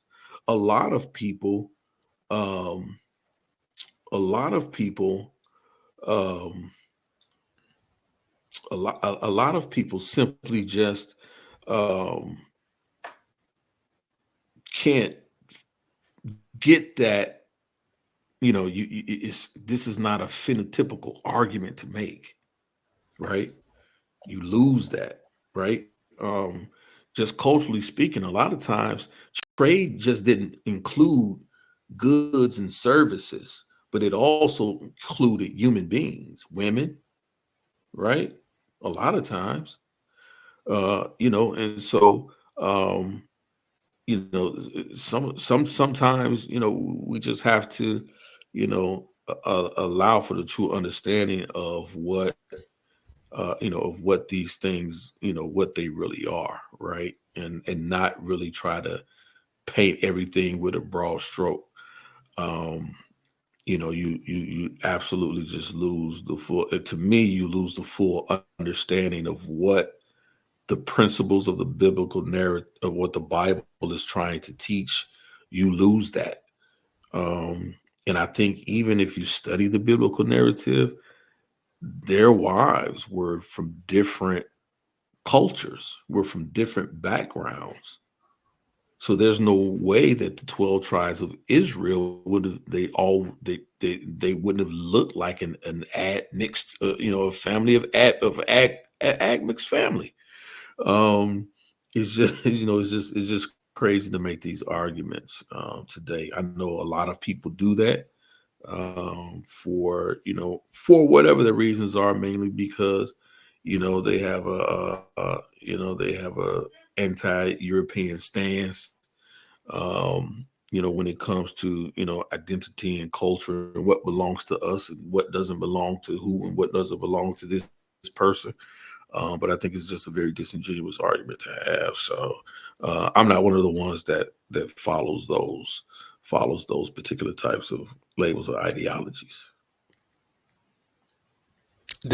Were you in those ideologies at first and then left them, or how did you come to this conclusion?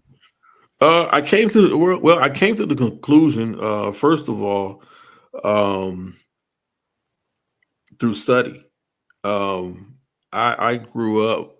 Part of my background, I came from sort of the uh, Pentecostal movement, growing up, as well as because I live with my grandparents, so I visit them both, as well as sort of an Israelite background. And when I say Israelite background, we didn't do the things which you see, like the Israelites on the street corners, like the camps do today. But we were taught from that particular aspect that the people of the Bible were a black melanated people. We were taught that on one side, on the Israelite side that I went to. But on the other side with my grandparents, they were just Kojic. They were mostly more Christian.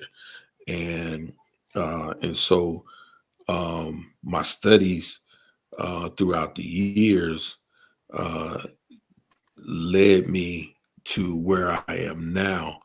And that's looking at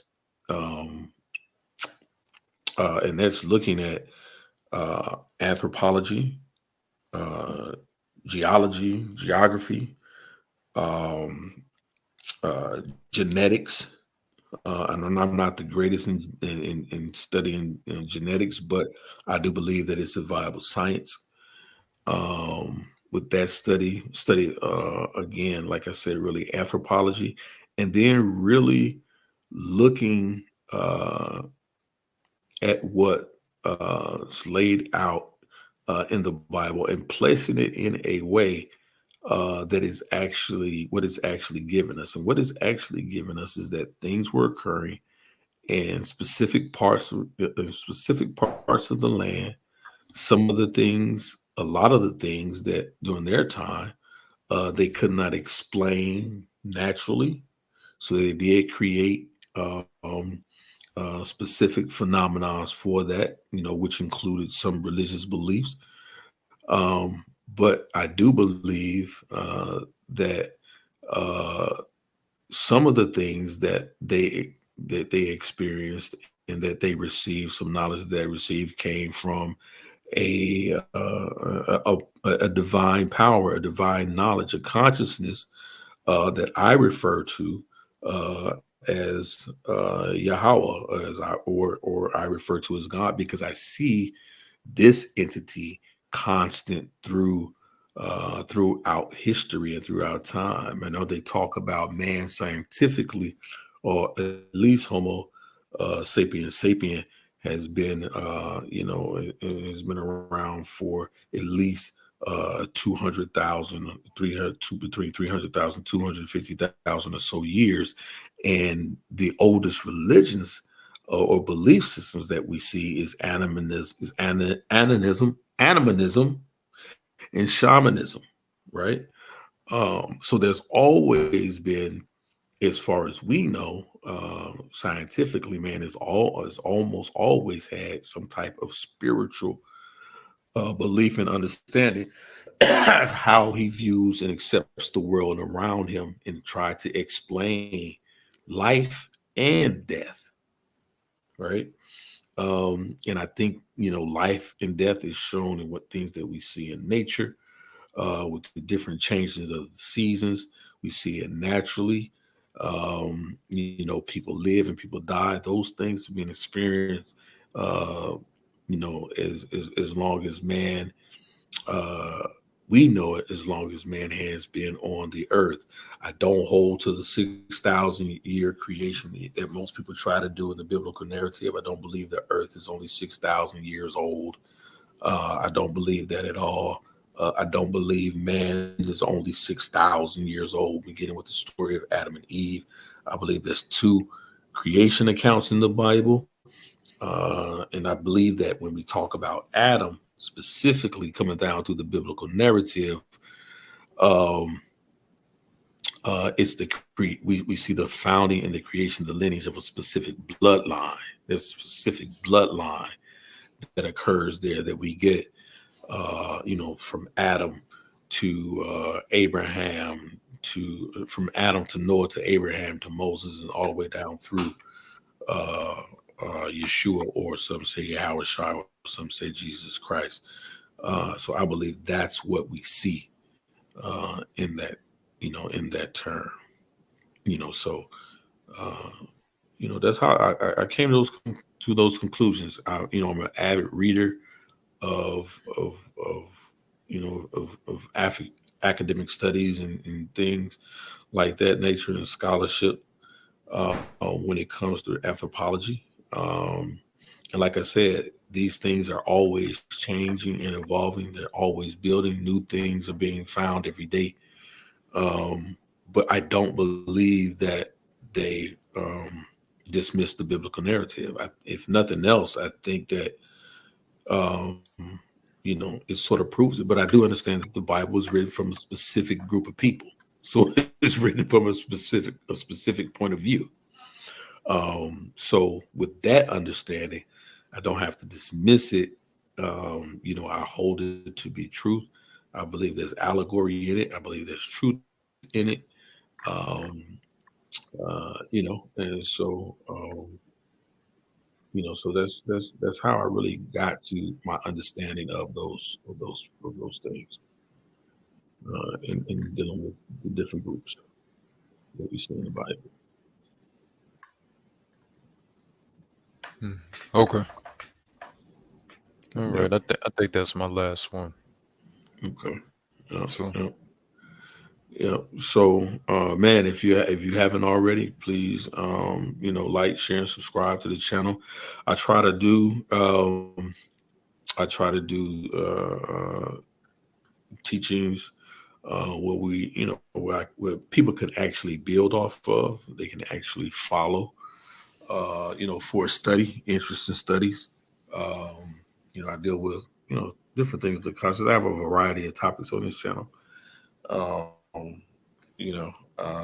do try to debate, so different things, relevant things at times. So, man, I'm glad you came on the panel, man. I appreciate the questions, man.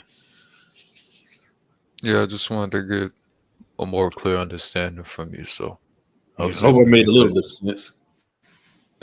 Yeah, yeah, you did. Yeah, Yeah, I understand you more. So yeah. So that's it, man. Yeah. So, man, I appreciate you coming on, man. Don't be a stranger, man. Come back. I'll have more open panels. I think I haven't done. I don't know if I've even done one this late in a long time, but more than likely I'll be doing more. But definitely, man. Hit us up, man. Like, share, and subscribe, man. And if you have any questions, I think my email is in the chat. I see beautiful Professor, lovely lady, still with us. Appreciate you, sis. If you have any questions, let me put it across the screen, man, because I usually try to address what people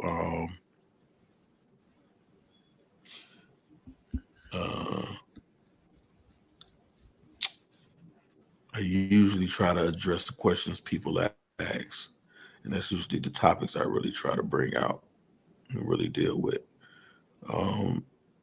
So just let me put it in. I know I got it right here on one of these banners somewhere. It was a really crazy time with the stuff today. There it is. There you go.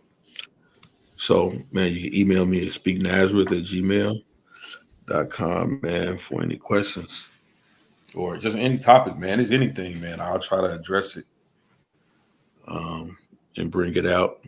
Some things, Okay. I'll have a decent answer for. Some things, man, we'll just Yeah, and work it out. if I wanted to send you just like a 15-second video, you'll just be able to. Oh yeah, no doubt. Okay. Yeah, no doubt. Because Yeah, no doubt. my thing is you don't need to do a video on this, but one of this guy, he didn't do, I'll send you an email. I'm not gonna really say it. So Okay, no doubt. Yeah, no doubt. Yeah, send me the video, man. I definitely check it out, man. And if it's something we could talk about, address. I usually try to do things, man, that'll edify the people, man. People will be able to take back and do it, and maybe it'll help them along their studies, something like that or whatever, man. But that's how I'll do it. So, man, definitely send me that email, man. Brother said, what did he say? Somebody said, look at Jeremiah 8:8.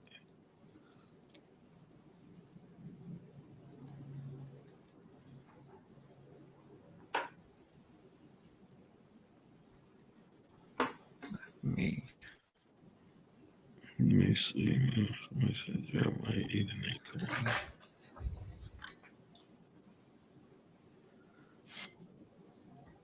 This is way weird now. It's taking forever.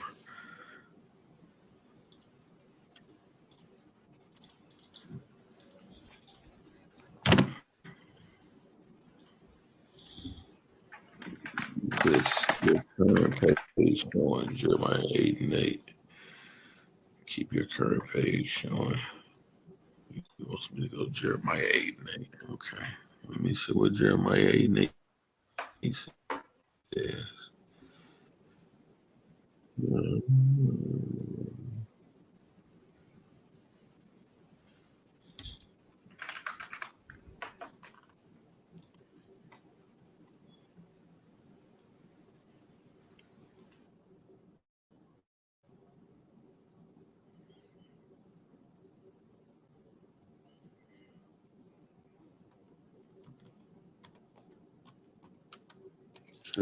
Yeah, I think I know what that is. I'll be forgetting about this, man. I'll be forgetting about Jeremiah 8:8. I know what that is. Yeah, I'll be forgetting about that. I'll read it for him. The sin and treachery of Judah. Yeah, he says, how do ye say we are wise and the law of the Lord is with us? Lo, certainly in vain made he it. The pen of the scribes is in vain. Yeah, no doubt. No doubt, the wise men are ashamed, their eyes dismayed and taken low. They have rejected the word of the Lord, and their wisdom is in them. Therefore, I will give their wives unto others, God, and their fields to them that shall inherit them. For everyone from the least even unto the greatest is given to covenanters, from the false prophet even unto the priest. Everyone dealeth falsely. They have healed the hurt of the daughter of my people, slightly saying peace, peace, when there is no peace. Yeah, I feel you want to say that. I'm gonna deal with this one day, right? Because somebody asked me about this a long time ago, and I don't think I ever addressed this verse in Jeremiah 8:7. He says, "Yea, the stork in the heaven knoweth her appointed times, and the turtle and the crane and the swallow observe the time of their coming, but my people know not the judgment of the Lord." I'm gonna deal with that. The stork, the turtle, the crane, and the swallow. They are some interesting uh, correlations to those um,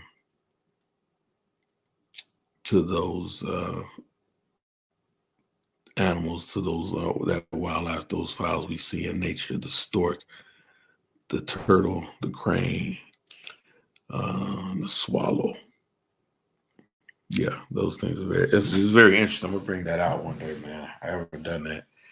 I haven't did that in a while, but I'll bring that out. I think I might do that after I do this. Does Yahweh have a wife? I'm going to be doing that on Sunday. I believe I'm going to be going in 12, maybe 10 in the morning. We're going to be talking about, does Yahweh have a wife? Yahweh and his Asherah. Does Yahweh have a wife? We're going to be dealing with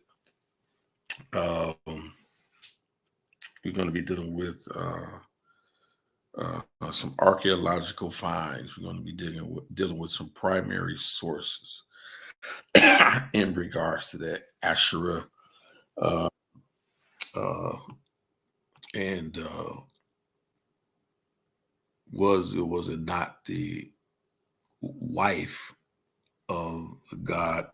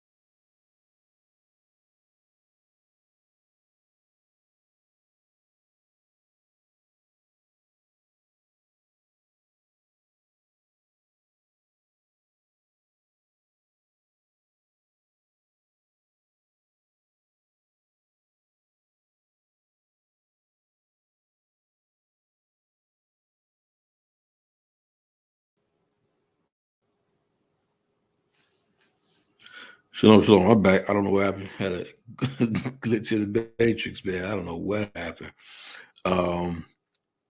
But Drathio, I see you coming on, brother. Hit the link again, fam. Hit the link again. I was trying to click you on. I don't know what happened. But shout out to our brother XXX, man. XX, man, for coming on, man. Great questions, man. Great build. I appreciate that. Come on back in, Drathio.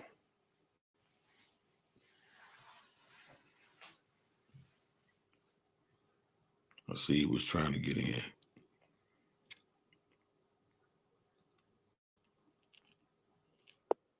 Ah, there he is. Hey, peace, brother. Shalom, man. Hey, Elder, how you doing, brother? Peace, peace, peace. Good to hear from you, brother. Good to hear from you also. Yeah. What we got, fam?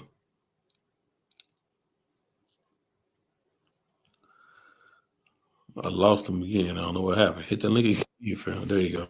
Come back. Oh, Yep. shit. You good?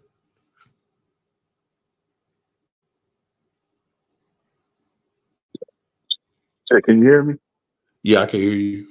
Oh, okay, yes. The reason why I brought up Jeremiah 8 when they talk about the Pharisees Mm-hmm. and they're, you know, they're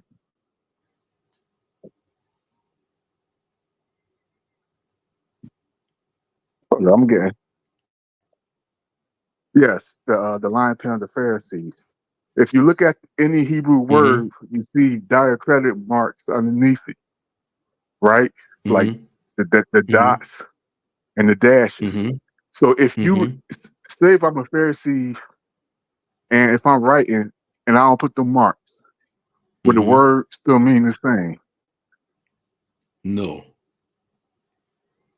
Exactly. So if I read it and I pronounce it as if it still was Hebrew, then I'd be lying.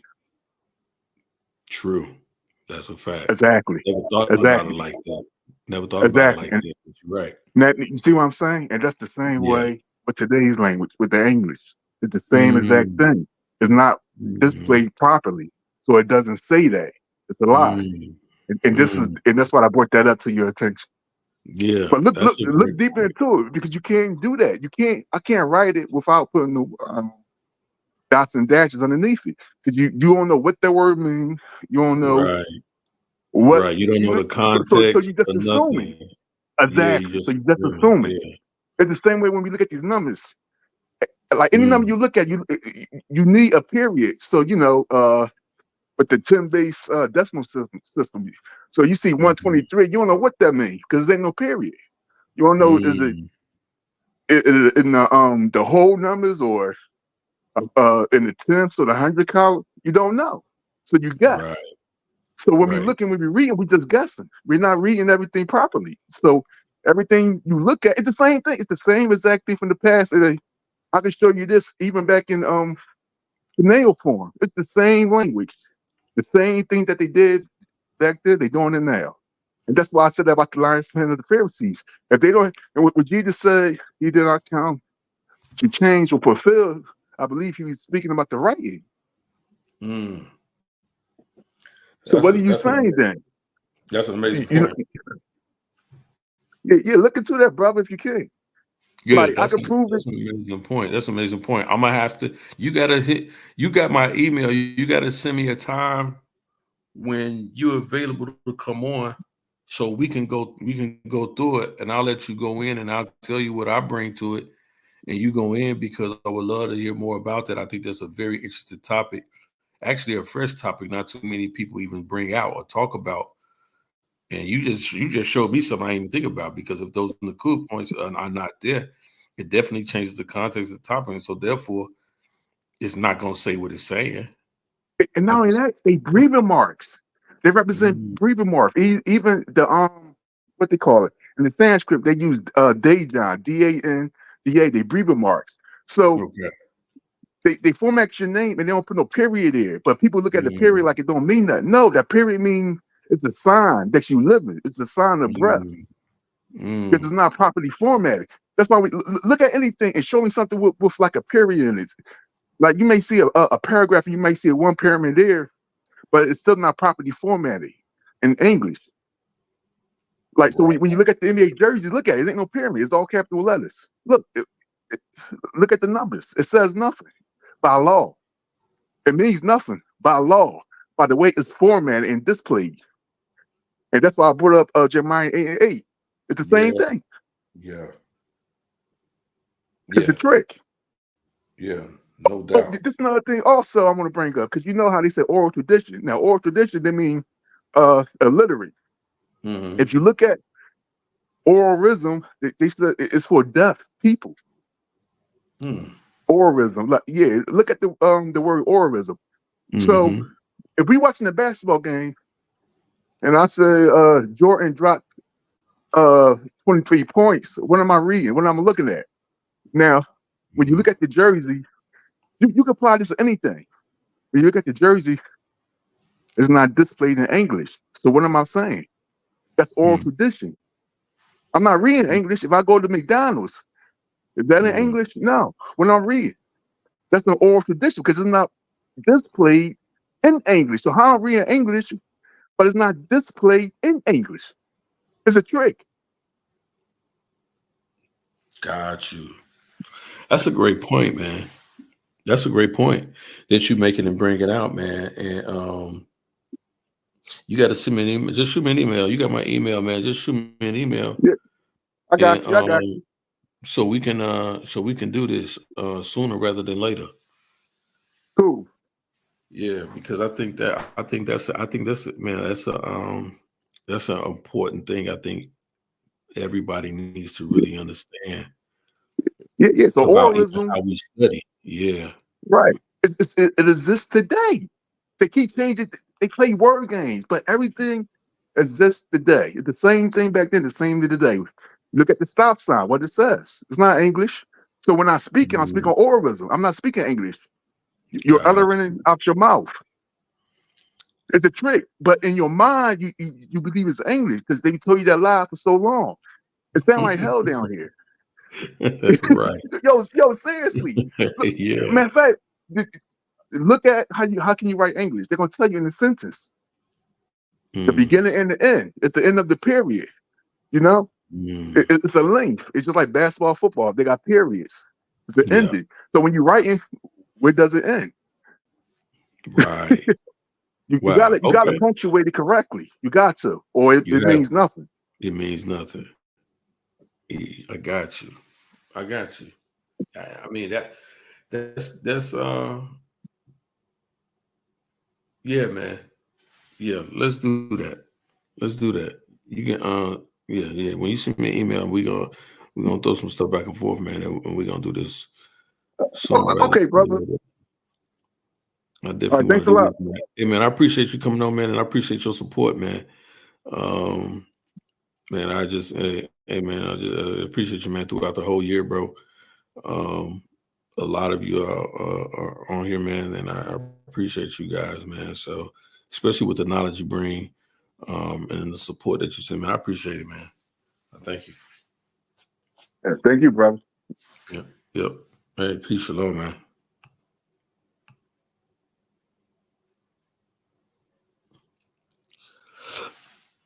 All right, family. That's gonna be it, man. We're gonna call it one, man. I just want you guys to make sure. This is December 24th, tomorrow. December 24th, tomorrow. We're going to be talking about Asherah. Uh, is Asherah the consort of the God of the Bible? We're going to be talking about that. We're going to be talking about um, a lot of different things coming up. I got my brother Andrew. I call him Andrew the Great, but he calls himself Andrew the Student. We're going to be putting some things together, man, for the upcoming year. Um, Doing a different show. We're going to do a different show uh, in regards to many various different topics, world topics. We're going to be doing some uh, news segments. We're going to be doing some news segments, world news, and local news issues. And we're going to be talking about the cultural, hopefully, we're going to be talking about the cultural impact as well as the spiritual impact, as well as financial impact of things that we see occurring uh, in the news today. Um, we want to be informed. That's another thing that we want to do. Keep us informed, keep us focused, and keep us with a level of consciousness um, where, as we talked about, and the brother showed in Jeremiah chapter 8, especially verses Jeremiah chapter 8 and verse 7, where we will be able to see these things coming. we won't be blind to it. We'll be able to see these things coming in this world today. So that's it, man. Peace and blessings to the family. I got much love for you guys. If I don't hear from some of you guys before the turn of this calendar year, be safe and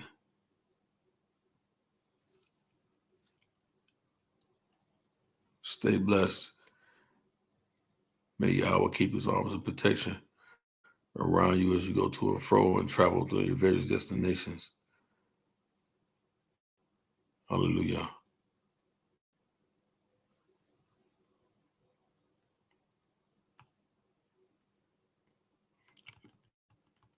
Should be some things